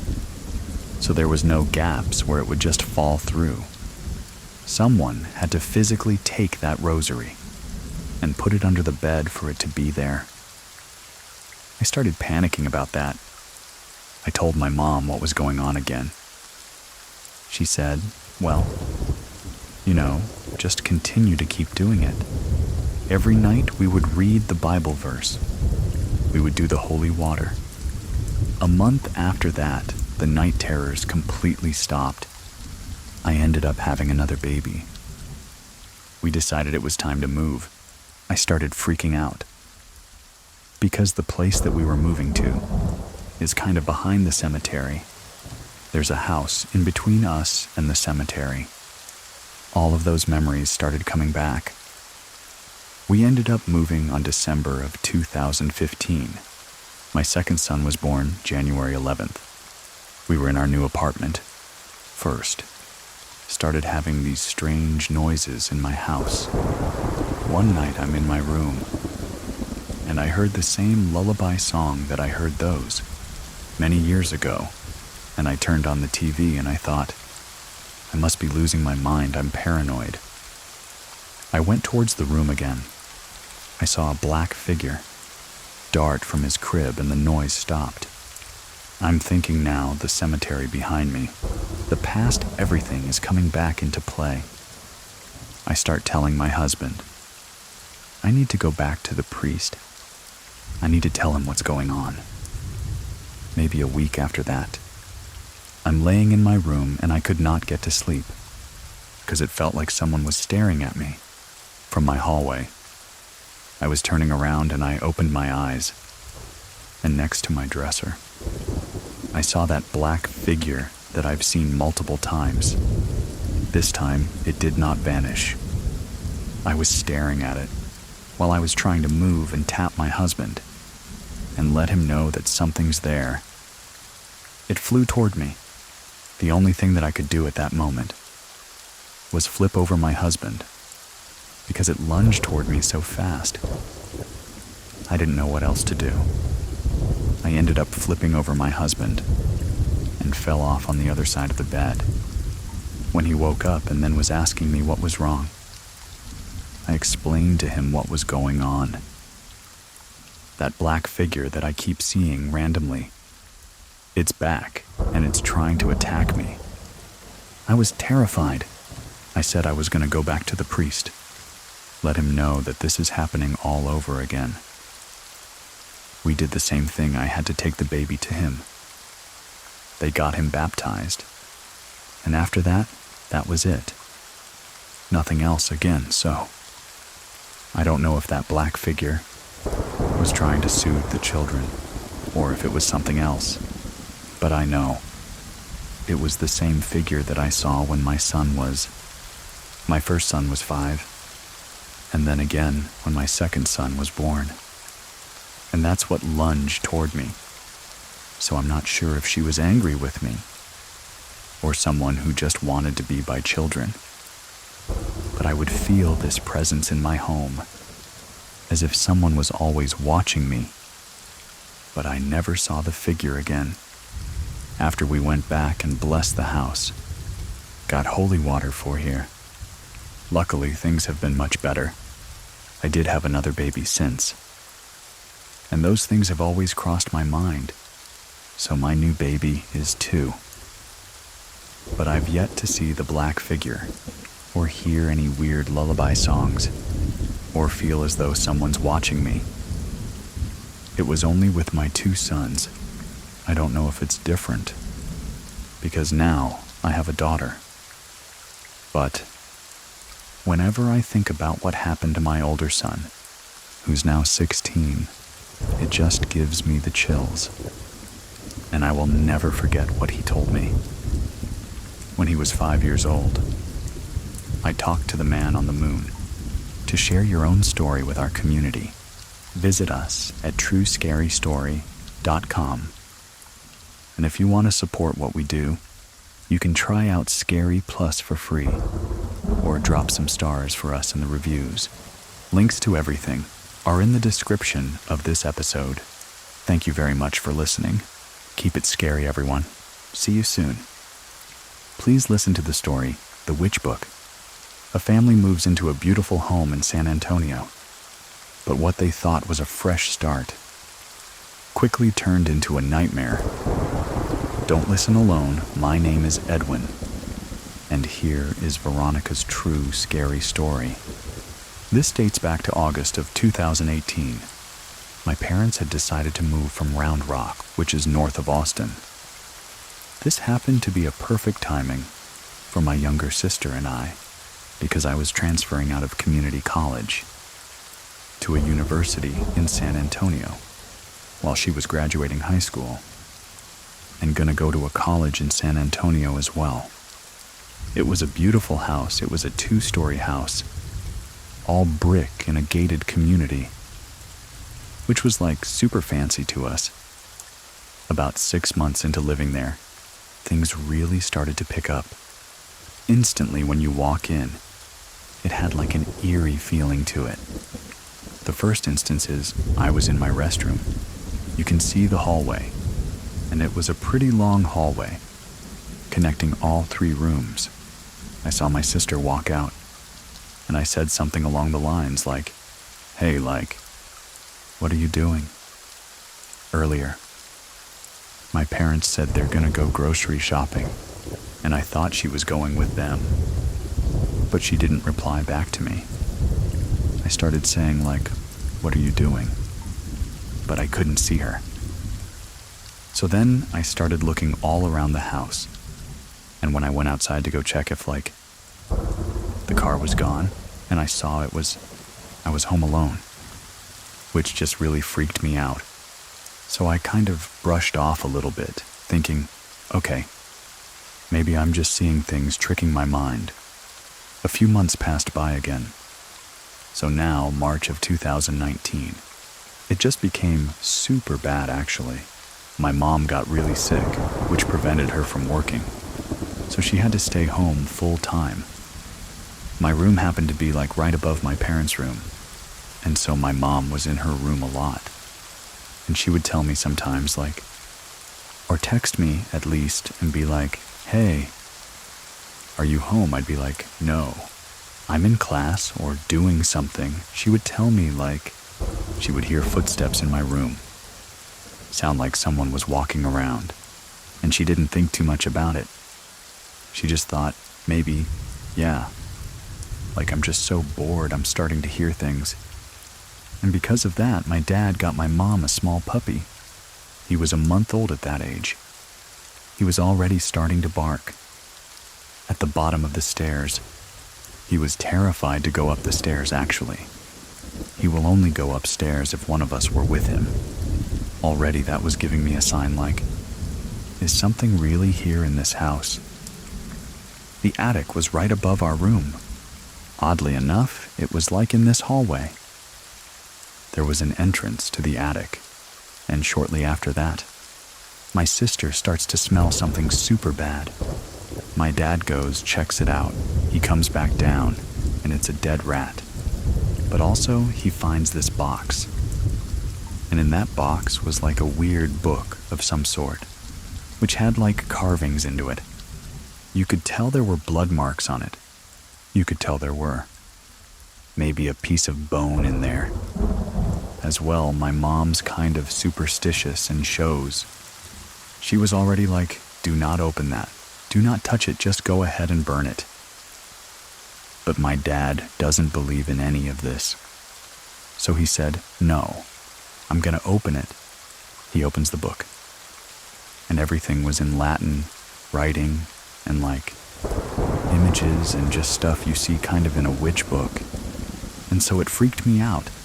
And my sister and my dad was okay, Mom is right, let's burn it.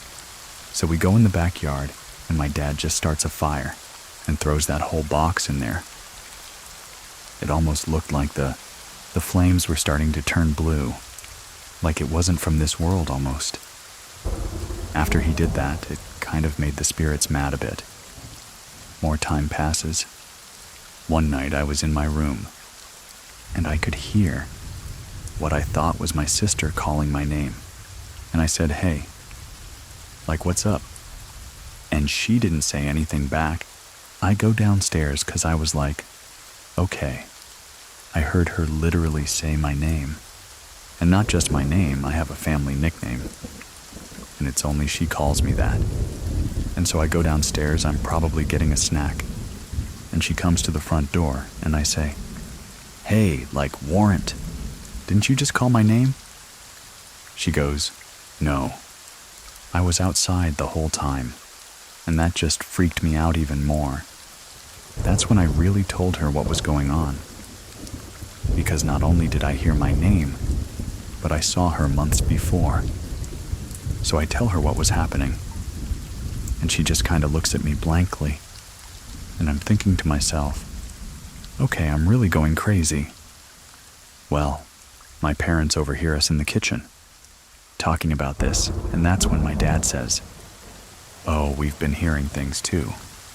They start to tell me that downstairs. When they go to bed, they always close the door. But they kind of stay up a little bit and watch TV. Say they've been hearing like footsteps in the kitchen, and they assumed it was us. Well, one night, they got scared because that door closed and they hear big footsteps, like outside their door, and it's like a small mini hall that you kind of have to turn into to get to their room. They thought it was one of us, and so they start calling out our names. We didn't say anything back, but they could hear it breathing. Well, he got up, opened the door, nothing. And they scared both my mom and my dad while all this was going on. We were all just kind of keeping this inside with each other, because I think none of us wanted to believe something was going on. So to hear that my mom and my dad and my sister, that we all have been hearing or seeing something, it was just spooky. My parents ended up reaching out to the previous owners of the house, because technically, my parents were renting out the house, and the owners, for whatever reason, didn't want to live there anymore. Well, my parents just reached down. We're like, "Hey, like, this stuff has been going on. Has stuff like this been happening to you all when y'all lived here?" And they said, "Oh no, nothing like that happened. But I think you should know this. The man had his mother living with them, and she happened to die in that house, in the room that I was sleeping in." When I find out this information, I think I turned cold. It just confirmed all the things that were happening around in that house to me, especially more towards me, because I feel like I was hearing the most and seeing the most things compared to my family. They also admitted that it was just her upstairs most of the time, so they didn't know what she was up to. But they were here late at night, walking around, talking, and they assumed that she was on the phone. One night, my sister said she was in her room, and she heard what sounded like me going through my stuff in my, like I said, we shared a wall together for our rooms. So if I was going through my drawers, or even turn on the TV, she could hear it. And she kind of just says like, "Hey," starts talking to me, but I never say anything back. Maybe 5 minutes pass, and she hears more noise coming from my room again. So she really gets up and sees that my door is closed, and was like, "Hey, like, I'm coming in to check on you." When she opens the door, she sees one of my drawers pull open. Right when she opens the door, but when she sees the drawer pull open, she realizes no one's in my room. There is only one instance where we all saw. So, something at the same time. October of 2019. Kid you not, it was Halloween night. We just got done trick-or-treating, and the front door actually was this glass-type front door where you could kind of see through it. So we had the front porch light on because we had just got done trick-or-treating. My mom's in the living room. My dad was actually out that night, so he wasn't home. But my sister and I were in the dining table, and if you lean backwards from your chair, in the dining table, you can see towards the front door. We hear the doorbell go off, and of course, in a 2-story house, that doorbell ring echoes everywhere. I lean back towards my chair from the dining table. When I see this tall figure, it's Halloween night, so of course costumes. And I was thinking to myself, maybe some teenagers are at the door or a teenager, because I could tell it was one person. So I grabbed the candy bowl. They ring the doorbell again. At this point, my mom and my sister behind me, kind of telling me to be careful, because it was late, but also like, yes, just get the candy out. As soon as I open the door, nothing. The shadow's gone, no one's at the front door. That freaked my mom out the most, because she's always just heard footsteps and heard things, but she never actually saw anything. So when she saw that no one showed up at the door, after we saw a shadow, we could tell someone was at the front door. That just freaked her out even more. I'm in my room one night, I go to bed like normal. But except this time, my mom's dog, he decides to sleep with me. And he never sleeps with me, but he decided to. We go to bed, and I always sleep with my door open. But in the hallway, since it was such a long hallway, we had a nightlight, so it lit up the whole hallway. I could see, like, if someone was walking in the hallway due to, like, the shadows and the passing of the nightlight. We're in bed, I'm dead asleep, and all of a sudden I hear our dog start to growl. I've never heard him growl before, but he starts to growl. It wakes me up, and I look over at him like, what is he growling at? And I see that his head is towards my door. So I look to my right, and I see in the corner of my eye, there are these long fingers with like razor-sharp nails. I can see it through the shadow. And as it moves its fingers, it starts to crackle. Like it just starts to make like bones popping noise.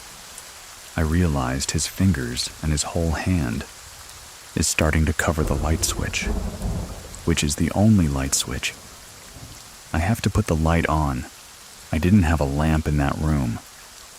I just freaked out. I didn't know what to do. Like instantly, I'm just thinking to myself, whatever. This is this demon, this monster. Like it literally wants me in the dark. It's covering the light switch.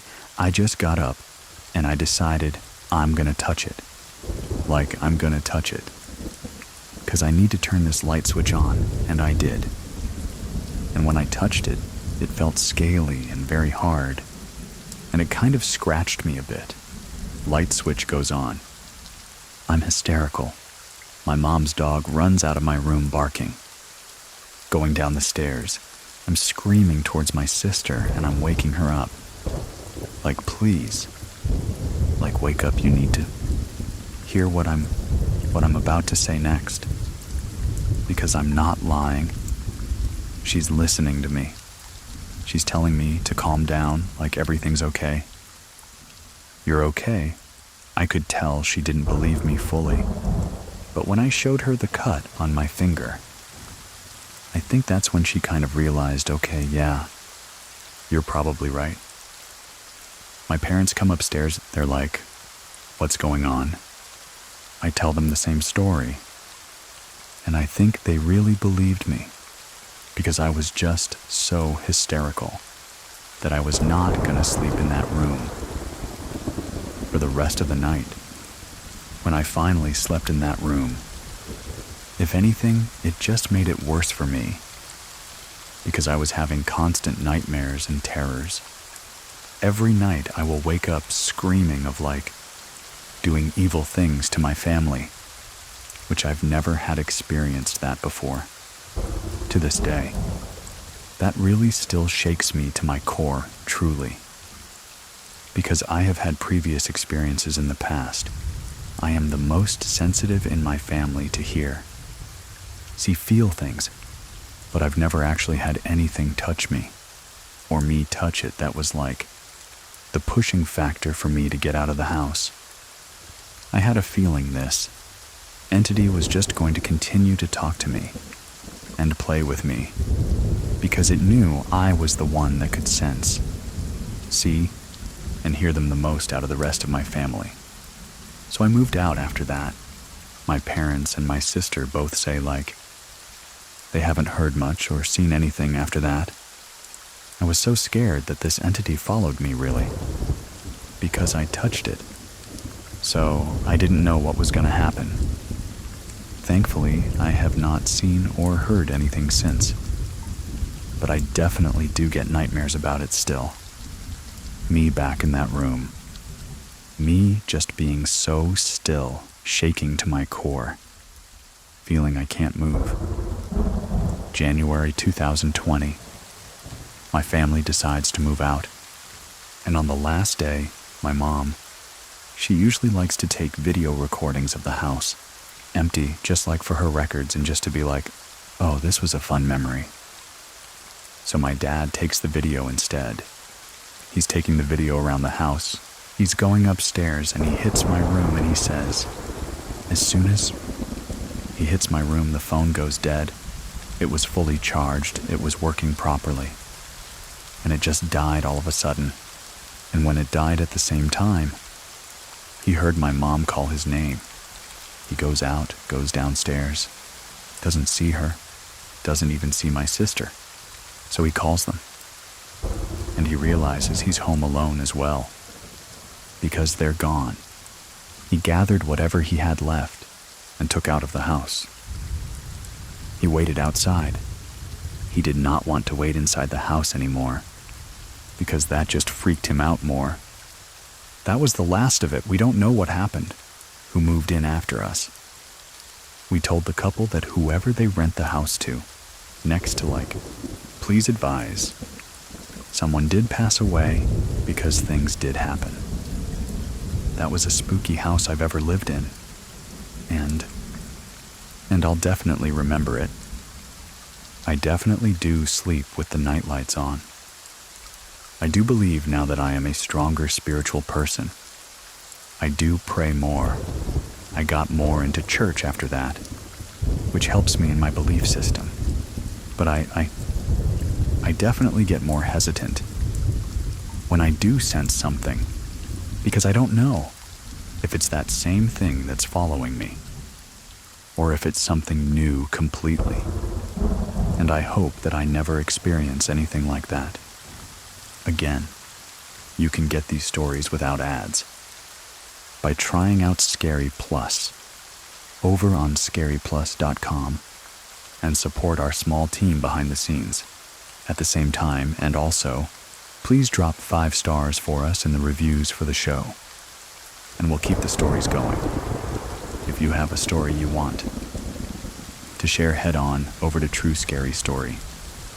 Links to everything are in the description of this episode.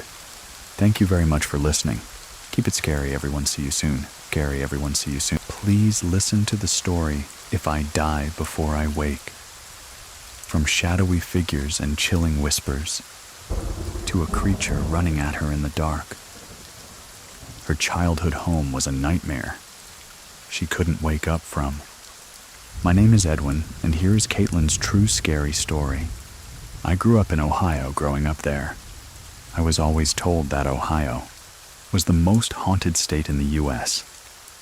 Apparently, we had around 111 supposedly haunted locations. Basically, if you wanted an amusement park, you'd have to take a bit of a drive. But if you wanted a haunted location, you'd probably have to drive right down the road and that was normal growing up there. I grew up learning about the paranormal. My mother even told me. I grew up around it before I was even aware. I was told everything about life and death, angels and demons, and my mom even gave me a teddy bear. That spoke a prayer. Now I lay me down to sleep. I pray my Lord my soul to keep. And if I die before I wake, I pray the Lord my soul to take. The prayers scared me some nights, thinking about why I wouldn't wake up the next morning. And some nights I felt protected no matter what. My mom told me stories about how someone in the family had passed away, and she used to wear cat-shaped glasses. Apparently during my birthday party, a balloon had floated to the ceiling, and I had pointed to it and said to my mother, "There was a lady with pointy glasses holding it." My mother cried that day. I don't remember this event, but I remember when it first started, noticing that something was off. I grew up in a house that had 2 rooms. My parents had to sleep in the living room on the couch, while my siblings and I shared the rooms upstairs. Us 3 girls had to share a room, while my brother had his own. The house had 2 bathrooms, one usable and one not. And in the bathroom that was not usable, there is this huge metal thing in the center of the bathroom. My mom explained that it was possibly an old sewing machine that got left behind. But when I tell you that this room was made of nightmares, I meant it had cracked old tiles, 1 window, and no working lights at all. And it was always dark in there, just a room you did not want to go into. My parents did make it off limits, but children will be children. I remember laying in bed and being able to see that bathroom entrance from my bedroom. A part of me always believed I saw a figure in a top hat standing there. Imagine that as a child, a man figure, just standing at your doorway next to the bathroom. That always scared you. Along with this, my mother telling me, I saw a man with a large mark on his face next to my bed when I was going to sleep. I don't recall this either, but apparently I was very shaken by it. I started crying. My uncle was babysitting us kids. We were allowed on the computer for 30 minutes to play that one pinball game on the old computer in the dining room. I was a kid, so I was always losing the game, but having fun while doing it. But this night was different. I lost like any normal night, but a pop-up window had appeared, and I thought my game had crashed, but I don't remember what the message had said to me. I remember though seeing a pixelated demon head opening, closing its mouth while an awful noise played. It was dark and deep laughter that became so immensely and loudly distorted that you could barely tell was laughing. I screamed and ran for my uncle, who was already on his way. I was so shaken by this as well. I slept against him on the couch, to my favorite TV show at the time. I chalked this up to be possibly a computer virus. It was the early 2000s. Viruses were going crazy at that time. You see, I like to try to debunk it. I want to be a rational person. But sometimes, there are things that we can't rationalize. There's another time where I was walking down the stairs at night, and I saw a shadow of a man getting closer to me. But when I expect to see the man, as the shadow approaches, only my cat walks by instead with no man in sight.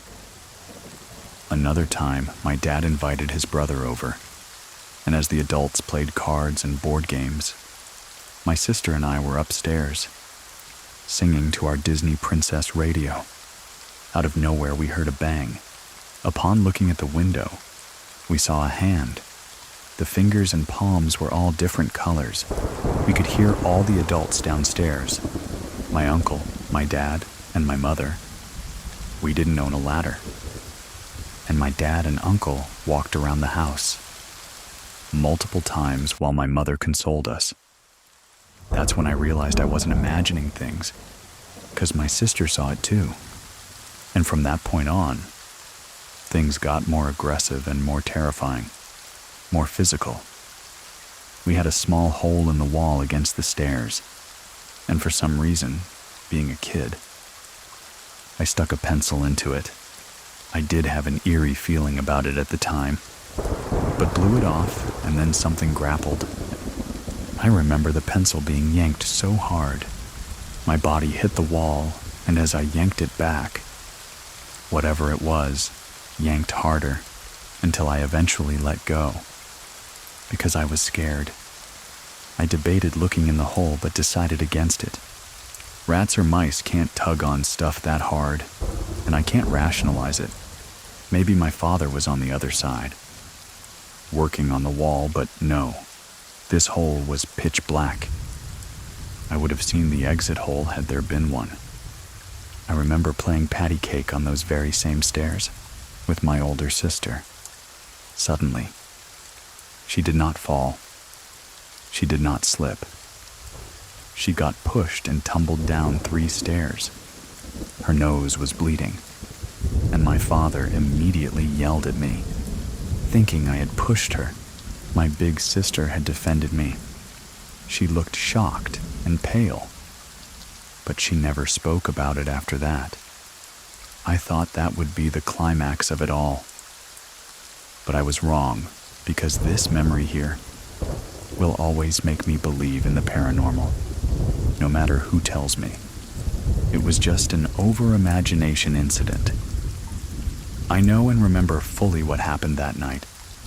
When I was little, I loved snuggling to my mother. So, I would go downstairs and sleep with her on the couch. I remember being so happy and excited, like I always was when I got to sleep with my mom, after waking up halfway through the night. But going down the stairs, I stopped near the bottom.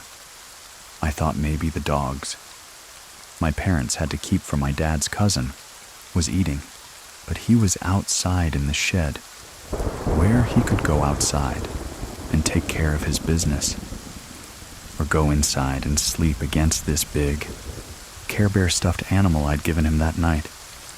Cats could not make this noise. Imagine hearing someone eat sloppy. Messy, like whatever they were eating was something wet. Imagine foods like spaghetti enchiladas. Things like that, and someone wolfing it down, as if they were on a time limit, smacking lips, slurping, chewing with mouth open, mouthful type noises. But I knew this wasn't human immediately. I knew why. Because imagine the sounds with aggressive noises too. Grunts, growls, heavy breathing, and then, to top it off, I heard cracking, like whatever it was eating had bones. It was snapping, crunching, and eating it. I thought my parents had died. I had to do something. And in my brain, I had to see what was happening. What if my parents needed help? Looking back, I don't know if I was curious or just brave. I felt electricity shoot through my nerves by the sound alone. I don't know what made me investigate further. Other than my parents possibly being in danger, I needed to have answers. I stood in front of the living room doorway, trying to strain my eyes to see anything in the pitch black room. And I stood there without minutes, and then I heard it. A grunt, an abrupt, confused short grunt, as if it acknowledged me, as if it didn't know I was standing there. And I was caught at the wrong place, wrong time. There was this deafening pause. I couldn't even hear my heart pounding, but I felt it. My breath pitched, if I stayed perfectly still, I would be okay. That maybe if I didn't move a muscle, whatever this thing was couldn't see me or hear me. Maybe it would leave me alone. Maybe I could leave and get help or call someone. I don't know. All I knew at the time was not to move and to not make a peep. My heart, I'm sure, was pounding so hard someone could easily feel it. I truly thought this was how I was going to die. And then running. It was running. I could hear it rapidly coming at me in the darkness. I knew it was dangerous. I knew it could outrun me. I stayed perfectly still. My eyes kept flicking to the light switch in front of me. The noise was hypnotizing. Alone, it's all I could focus on. And then deafening as it got closer and closer. It was running on 4 legs. I could hear that much snarling and growling loudly. Again, I have no clue what came over me to actually move, but I remember why I did it. I can only describe it as a mother's love and a trust with her child. My mom told me multiple times paranormal hates lights. She even gave me a nightlight in my room after finding out about all the stories. I told her I trusted my mother and I didn't know what else to do. Right as I could hear it nearing the doorway, I lunged forward and flicked the light on. Nothing. All the noises stopped. It was silent. My eyes adjusted to the light as I stared in every nook, trying to find anything that would scream danger to me, but nothing. Even as a little girl, I wanted to rationalize this. My father was sleeping on the floor. My mother sleeping on the couch, undisturbed. Both sleeping peacefully. No scratch marks in the carpet. An empty pizza box door locked. No animals' TV off. Remote on the side table, absolutely nothing. I turned off the light. I didn't want to wake my parents, but I stood there in case I heard it again. But silence. I ran over to my mother and climbed on top of her as fast as I could, burying myself against her body as I tried to sleep. And eventually, somehow I did. After that incident, all those things stopped. I grew up and never really spoke about it. Unless talking about paranormal stuff, I will always hold these memories fond in my heart.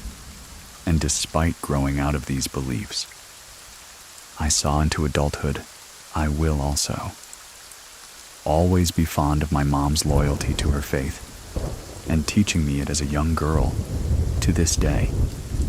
She's still religious, and speaks to me about that faith. I spoke to her about growing up in that house, where it all started for me. I wanted to hear her point of view, now that I was adult and I could understand better. I started off by telling her that my earliest memory I could recall was seemingly crawling on the floor, and everything had a yellow tint to it, and I was heading to a bowl on the ground, and I heard a high-pitched dog bark. She was shocked and confirmed that she remembered that day too. Apparently, I had a habit of trying to eat out of the dog's bowl, and the small dog we had named Sassy chased after me and actually tried to attack me over it. She was shocked I remembered that. It's what I believe my first conscious memory. I told her I remember other stuff and went on about the paranormal things. She 100% agrees with me. Her and my father, actually. My father, I don't believe, was a believer of the paranormal until we lived in that house. And she confirmed and stated we lived in a haunted house, and that paranormal things happened to them as well. Remember, the man by my bed with the mark on his face and neck. Earlier in the story, my parents believe that was my grandfather that night. My grandfather had a birthmark on his cheek, down to his neck, I saw the photos. My grandfather died before I was born. My father was only 17 when he lost him. That was really rough for my father. He was a hardworking man. He had 5 children. He was very work-motivated. He was a family guy, and I wish I would have gotten to meet him. I really do. My dad always says, he was like the father that you count on. You know, and my mother said there was a breaking point, and she was freaked out. That she came home and she was yelling at the house. Like just yelling like, we get it. If you're worried about your grandbabies, they're okay. Stop worrying about them. They're protected. They're safe. They're this. And just yelling out to any spirit that's listening. Hoping it's my grandfather. And if she was able to tell him, hey, they're okay. Stop all this. He'd be able to rest easy. I remember my mom explained to me that she went to a pastor to seek advice. I know. She told me that the advice she did receive did help. But upon hearing this, I wondered if my grandpa was checking on us. In the shadow of the man. What if that was him without me noticing? I wonder what he would have thought of me. And how did he truly come to visit us? If he were hurting about having to see us in a spiritual way rather than physical. I wonder if he still checks on us every now and then. I wonder if any of our loved ones I lost check on us, if they're able to and where they are now. But one thing I cannot shake is that night. I can find comfort in my mother's explanation, but pushing my sister along with the memory, I can't forget that couldn't be my grandpa. And to this day, I don't know what it could have been. But whatever's on the other side, I don't think I want to know what it was. Now I'm all grown up, moved out of state, and I'm in a relationship. And despite these events not happening since then, in the back of my head, I always remind myself that. When I walk to the bathroom at night, when I'm home alone while my girlfriend's at work, when I least expect it as I enter a room, what if it comes back? To share your true story with our community, head on over to TrueScaryStory.com and fill out the form. Everybody gets a response to get in touch with me. You can find links to everything in the description of this episode. Thank you very much for listening. Keep it scary, everyone. See you soon. Please listen to the story, Demon in the Barn, while exploring an abandoned farmhouse in rural California. 2 friends came face to face with something dark, an encounter so chilling that it still haunts them. Decades later, my name is Edwin, and here is Dory's true scary story. I grew up on my grandparents' and great-grandparents' property in the Central Valley of California. In the 1800s, my family settled there. I'm not sure how they got the land. I think they got it from the Native American Indian tribe. That was in the area. I think it was the Miwoks. My great-grandparents built a big, huge custom home on the property. Had peach orchards, then walnut orchards, almond orchards. Then my grandparents built a big ranch house on that property as well. When I was a teenager, we moved onto the property, onto a separate house next to my grandparents' house. So we spent a lot of time outside. I had horses and whatnot. Our property was 40 acres, and we were up on a bluff. The bluff overlooked the top of walnut orchards. So we would go down, especially in the summertime. We'd either ride the horses or walk. And we'd take this one road that went straight down, of almost a mile. And our property ended at the river, to a day where this story comes into play. This summer, my friend and I, we were going to walk down there just killing time. We usually went to the east. This time I said, let's go to the west. Because last week, When I was with another friend riding our horses, I rode past this old house that was sitting back off the river, off the road. You could tell from the road far away it's abandoned. I said, let's go check it out, see if there's anything cool there. So we start walking down there. It's a small little white wooden, one-bedroom little square house. Immediately behind it is a very large wooden barn. It was clear that this house was probably built like in the 20s turn of the century. It's an old dilapidated house. It's in the middle of nowhere. There's just, for as far as you can see in any direction, it's just orchards. So as we were approaching it, we were being kind of quiet because we didn't know if there were. Like any other random people out there, we were just two girls. So we wanted to be careful that we weren't going to bump into some scary dudes down there. So we kind of did a big circle around the barn in this house to make sure nobody was there. And we were quiet as we were doing it. This barn is massive, huge barn, the size of a 2-story building. But there was no second story in it. It was just really high rafters. The doors to the barn were slid open. There was probably maybe a 5 or 6 feet space between the back wall of where the house was and the back wall of the barn. And the barn was totally intact. There was nothing wrong with it. It was that thing was solid. The house, on the other hand, half of the walls, one half of the house. There were no walls left. Trees had crashed into it. Branches, the leaves were everywhere. The front part of it was intact. But the back wall of the house and the back, right side of the house, the walls were gone. But you can still see kind of the footing. 3/4 of the wall will still stand. We go around to the back of this barn as we were making our loop around to make sure no one is there. There's an old tractor, completely covered by the weeds and dry grass, 20 feet, 30 feet away from the barn behind us. As we're facing these barn doors, we're looking inside of it. You could tell it's not used anymore. There's cobwebs from ceiling to floor, dust motes floating through the air. It was late in the afternoon, sun shining through. Everything is covered in this real fine layer of dust. It's clear no one uses this barn.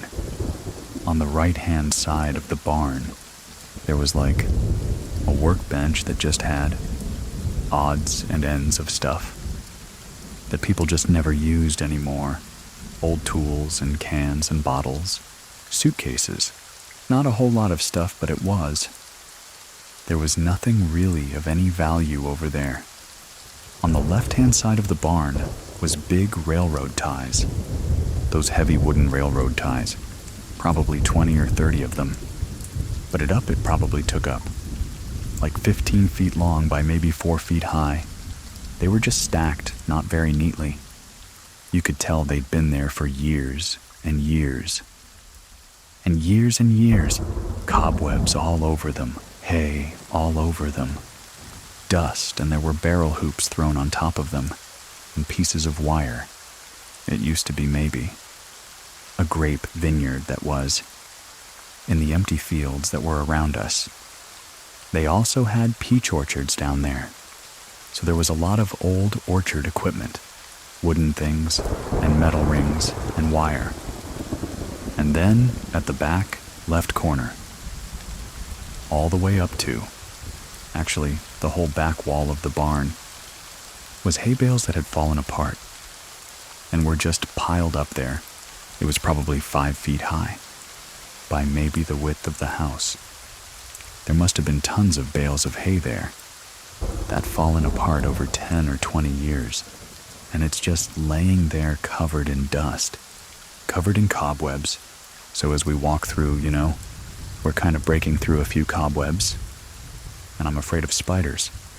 So I'm giggling about, I don't want to see any spiders. And we walk around and we're looking. Oh, maybe we'll see some old cool tool or some old cool bottle or something interesting. Fun old antique. What not to take with us. We walk around in there. We don't see anything of interest. And we walk back out. We go around to the front of the house.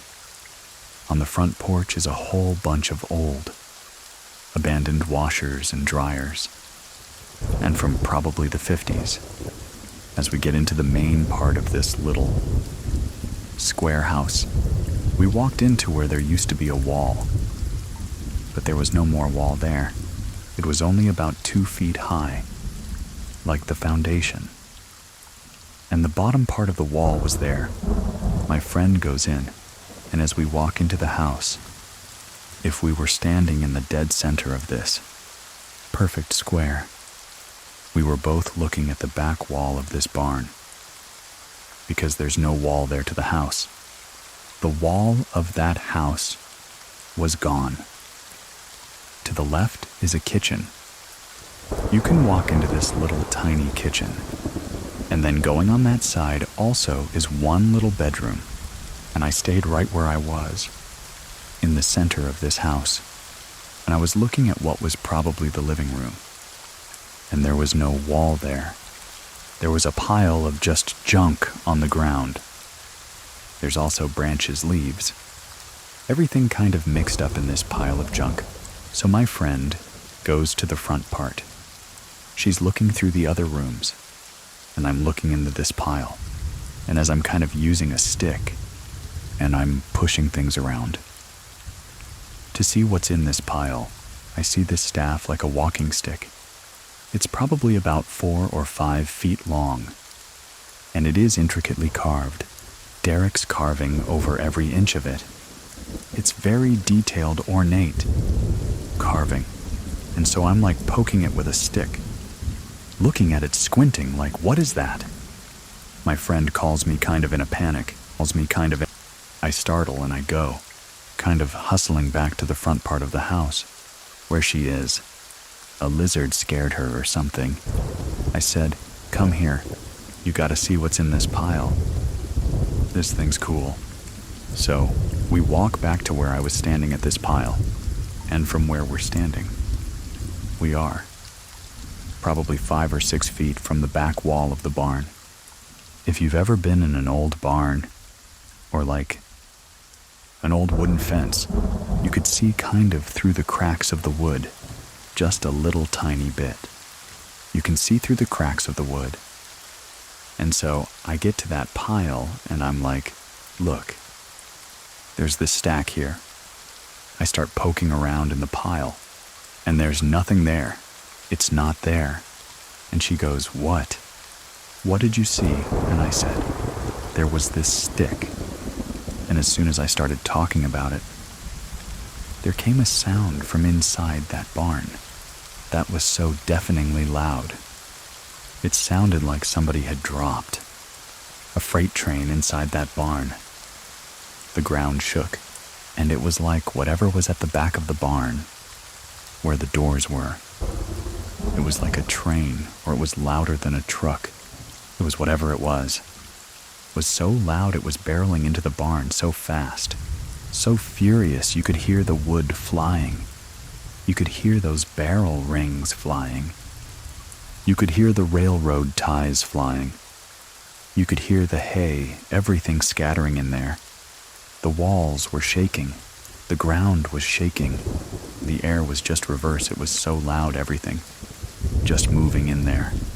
And then, whatever it was, hit the back of the wall of that barn, right in front of us, eye level, and you could just hear this guttural growl and breathing on the other side of this wall. And this wasn't a person. This wasn't a car. This was a sound that I can't even describe how incredibly loud this was. We're both frozen, staring at this wall. Through the slats of this wall, we start to kind of inch our way to the right, to kind of walk out away from this house, staring at the wall as we do. You can tell something's on the other side of the wall. You can see it. Dust is kind of coming through the slats of the wood. You could see eyes through those slats, but you can't make out the shape. You could see something on the other side of the wall. It was dark black. The eyes were like a yellowish, then kind of red. As we started facing the wall, slowly inching our way out of the house, not taking our eyes off of this wall. It's still breathing and following us, and you could hear things moving on the other side of that wall. We come around where there's a clearing, and we take off running. We don't look back. We take off running, and we must have ran 3/4 of a mile before one of us just literally collapses on the ground for running so fast. We look at each other. We look around. Make sure nothing's following. Nothing's following us. We look at each other. What the heck just happened? And we start reliving and recounting what we saw. What we heard when we both first started talking. We couldn't believe what had just happened. Party you wanted to say, this can't be what I thought it was. So as I start explaining what I saw, my friend Jennifer starts finishing my sentences, and I'm doing the same for her. Like, did you see the skin? It looked like it was leather. Did you see his eyes? Yeah. The eyes were red. What was that? We saw. Why was that so loud? What? How was that barn still standing? As we're sitting there, catching our breath, another friend who's like a younger brother to me comes up, because he was going down to the river to go fishing. He's like, "What are you guys doing?" We tell him what happened. He's like, "You guys are full of crap. There's nothing there. You guys are crazy." I'm like, "Dude, I am not kidding you. I have never lied to you. I am not joking." He was like, "All right, then show me." We get up. We start walk back there. I said, "I'll walk back there, but I'm not going in there again. I'm never going back in there." So we walk back over there, take a big wide berth around it. You know, but we go back to where the barn. I said, "I just want to see what." "You go in that barn and you'll see there is. That place is torn to shreds." So we get to the very back, and I'm far away, and I'm looking at the inside side of this barn, and it looks like exactly like it did when we first got there. There's still cobwebs hanging on the ceiling. Everything's in the exact same place. Nothing has been moved. No dust's askew anywhere. It's exactly the same. I tell him, I was like, "Hey, go over there in that house and go look in that pile over there and see if there's a long stick in that." Set him in there like a guinea pig, and he's stupid. So he went in there, and he's like, "There's nothing in here. There's just trash in here. There's old cans and like leaves and trash. And there's nothing in here." "What are you talking about?" I go back, I start doodling. Later that evening, I'm like doodling. Like, I can't picture the images that were on that stick, but I've never seen anything like it. Later, as Jennifer and I talk about that years later, and for days after that, the only thing I can say to describe what we saw was a demon. I have a hard time telling the story to people, because no one's going to believe you. But at that time, I didn't watch scary stories. I was raised in a very religious family. We weren't allowed to talk about that stuff, be involved in that stuff. Like, it was not part of my world, part of just my experience. It wasn't something I was looking for, wasn't anything I was expecting. But I know what I saw, and it was from that point on that It really made me wonder what else is out there, because I can't explain what I heard and what I saw. Since that time, as an adult, now, it has made me interested in what else is out there. There's something else that goes on in our world. That's more than just, flesh and bone. There's something else out there. So I've been interested in reading and studying, trying to figure out, but a little bit afraid of finding out exactly what I saw since that day. There are very few things that actually scare me. Almost everything else is tangible. You can fight your way out of it. There was no fighting. You knew you were completely powerless to this. That terrified me to my core. To share your story with us, head on over to True Scary Story. And fill out the form. And if you know of somebody who might like this podcast, send it to them. Links are in your app and in the description of this episode. And if you want to support the show and listen without ads, try out Scary Plus. It's free for 2 whole weeks and then 4. $99 a month. You can cancel whenever you want. Thank you very much for listening. Keep it scary. Everyone, see you soon. Please listen to the story, Something Evil Lurks in My Grandmother's House. In Ikibin Uch. I was roughly 5 or 6 years old. Me and my family had just gotten back from a vacation. In Texas, we all stayed at my grandmother's house because it was closer than ours. And almost everybody was exhausted from the long drive. I had slept off and on in the car, so I was almost wide awake, but not fully. It was around, I want to say, 2 a.m., and I was in the living room watching one of my DVDs. I got through about half of it, and I heard the poor creak from upstairs. Then footsteps came down the stairs, and they stopped at the bottom, and there was another creak in the kitchen. I figured it was my cousin, because he would always come downstairs and get, like a midnight snack or something. But after a few minutes, I didn't hear him go back up. It was around 15 minutes later. The kitchen floor creaked again, heavier and louder before. At the time, there was no possible way for the floor to creak that much under his footsteps. My parents would always tell me that it was just my imagination whenever I would hear certain sounds. So I believed them at the time. I ignored it for a minute, and out of nowhere, everything in the room just felt heavy.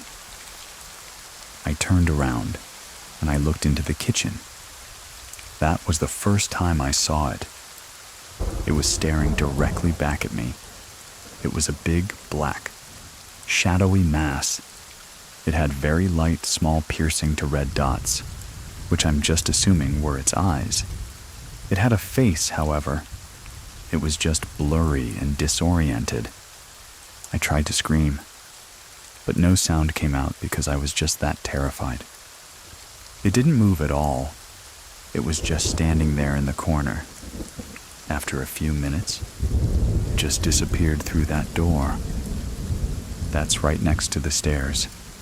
That leads to our laundry room. It went just straight through the closed door. I ran straight upstairs. Once that heavy feeling was gone, I stayed in my parents' room for that night. I didn't sleep. We went back to our house. A couple days later, that's when I mentioned to my mom exactly what I had saw. Her response was the same as it always was. It's just your imagination. We'll make sure your cousin stops watching scary movies around you. I didn't sleep well for about a month after that. At this point, I had grown insomnia and sleep paralysis from seeing this thing. Looking back at it, I feel like she believed me. However, at that time, I think that she just didn't want to scare me. She started to burn sage around the house almost daily. I never knew exactly why at the time, but the shadow person went away. One experience that I had, without that same shadowy mass, thing was just shadows around the house. If I went into the kitchen or something, I would see one in the corner of my eye. But whenever I would turn my head, it would just go back behind the wall it was, or go back behind whatever it was behind in the first place, almost as if it didn't want to be seen. It was the day of my 12th birthday. Everything went well, and I had the average birthday party that a 12-year-old would have. All my family, my friends, it was just a big party.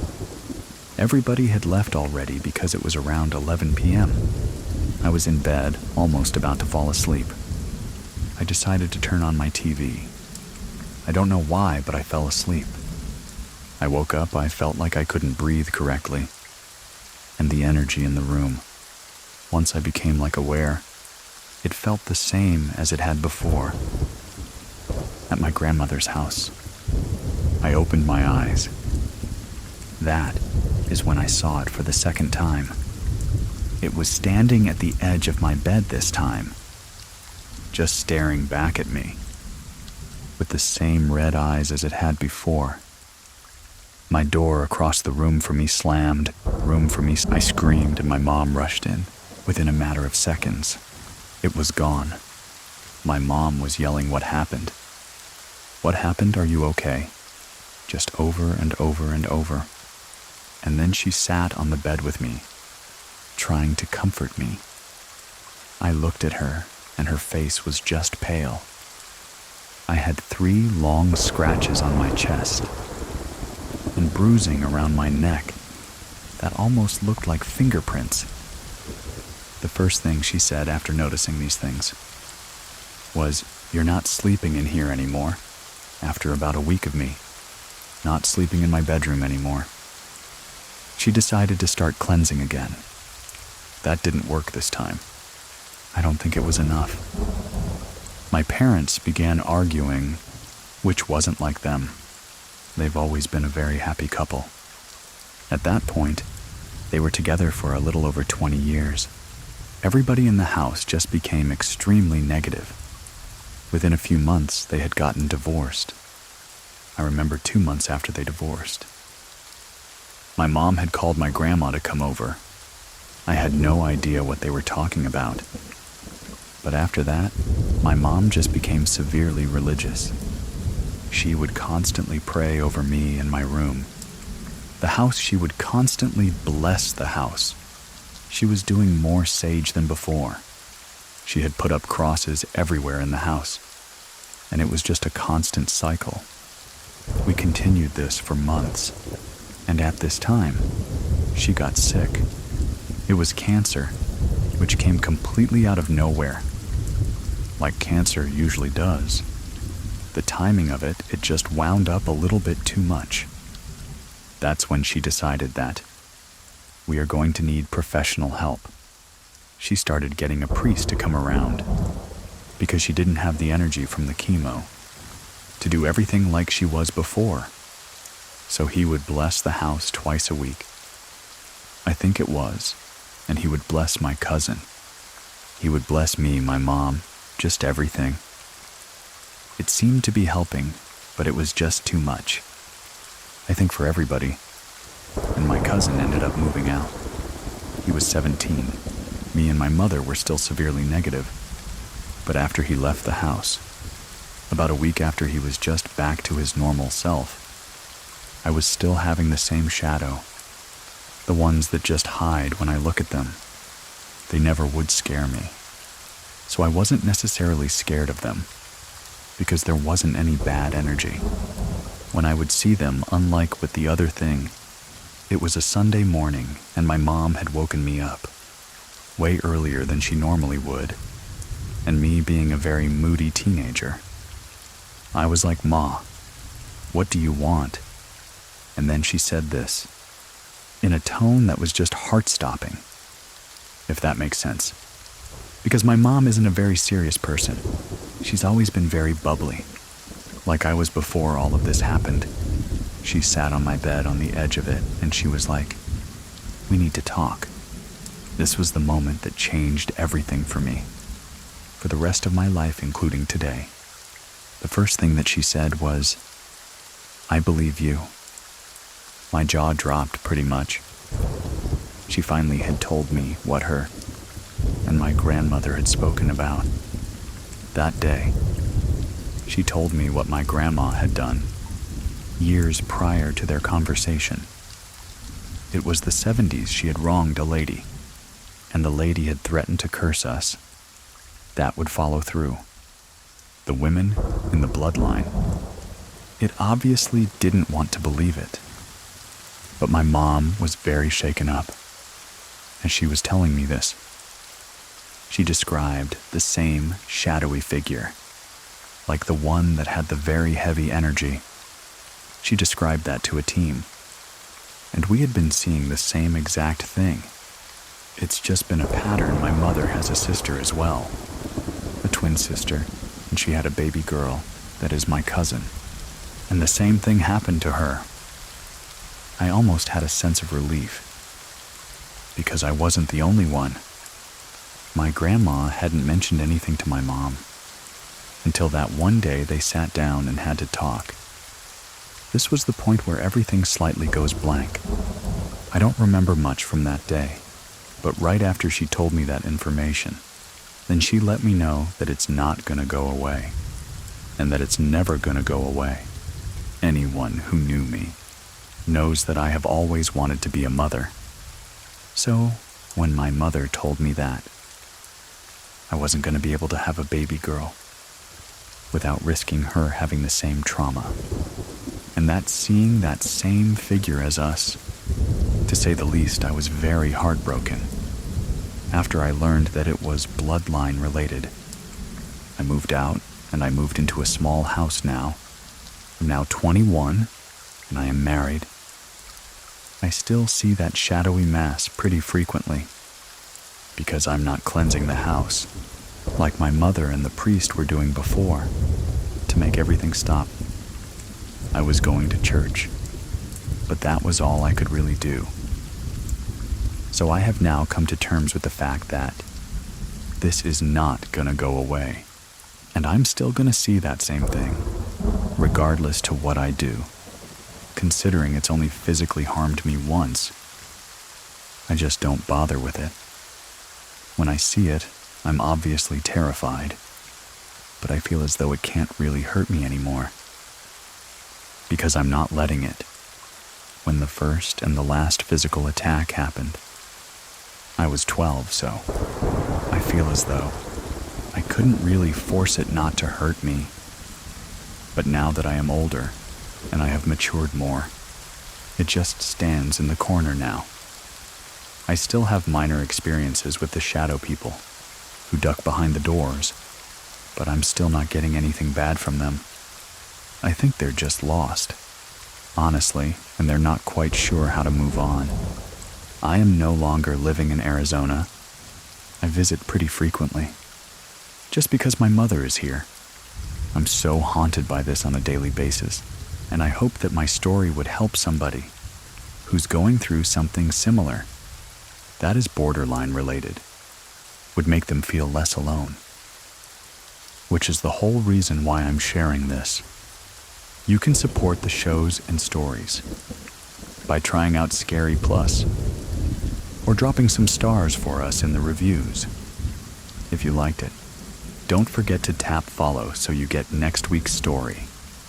If you want to share a story with the rest of us, head on over to truescarystory.com. Links to everything are in the description of this episode. Thank you very much for listening. Keep it scary, everyone. See you soon.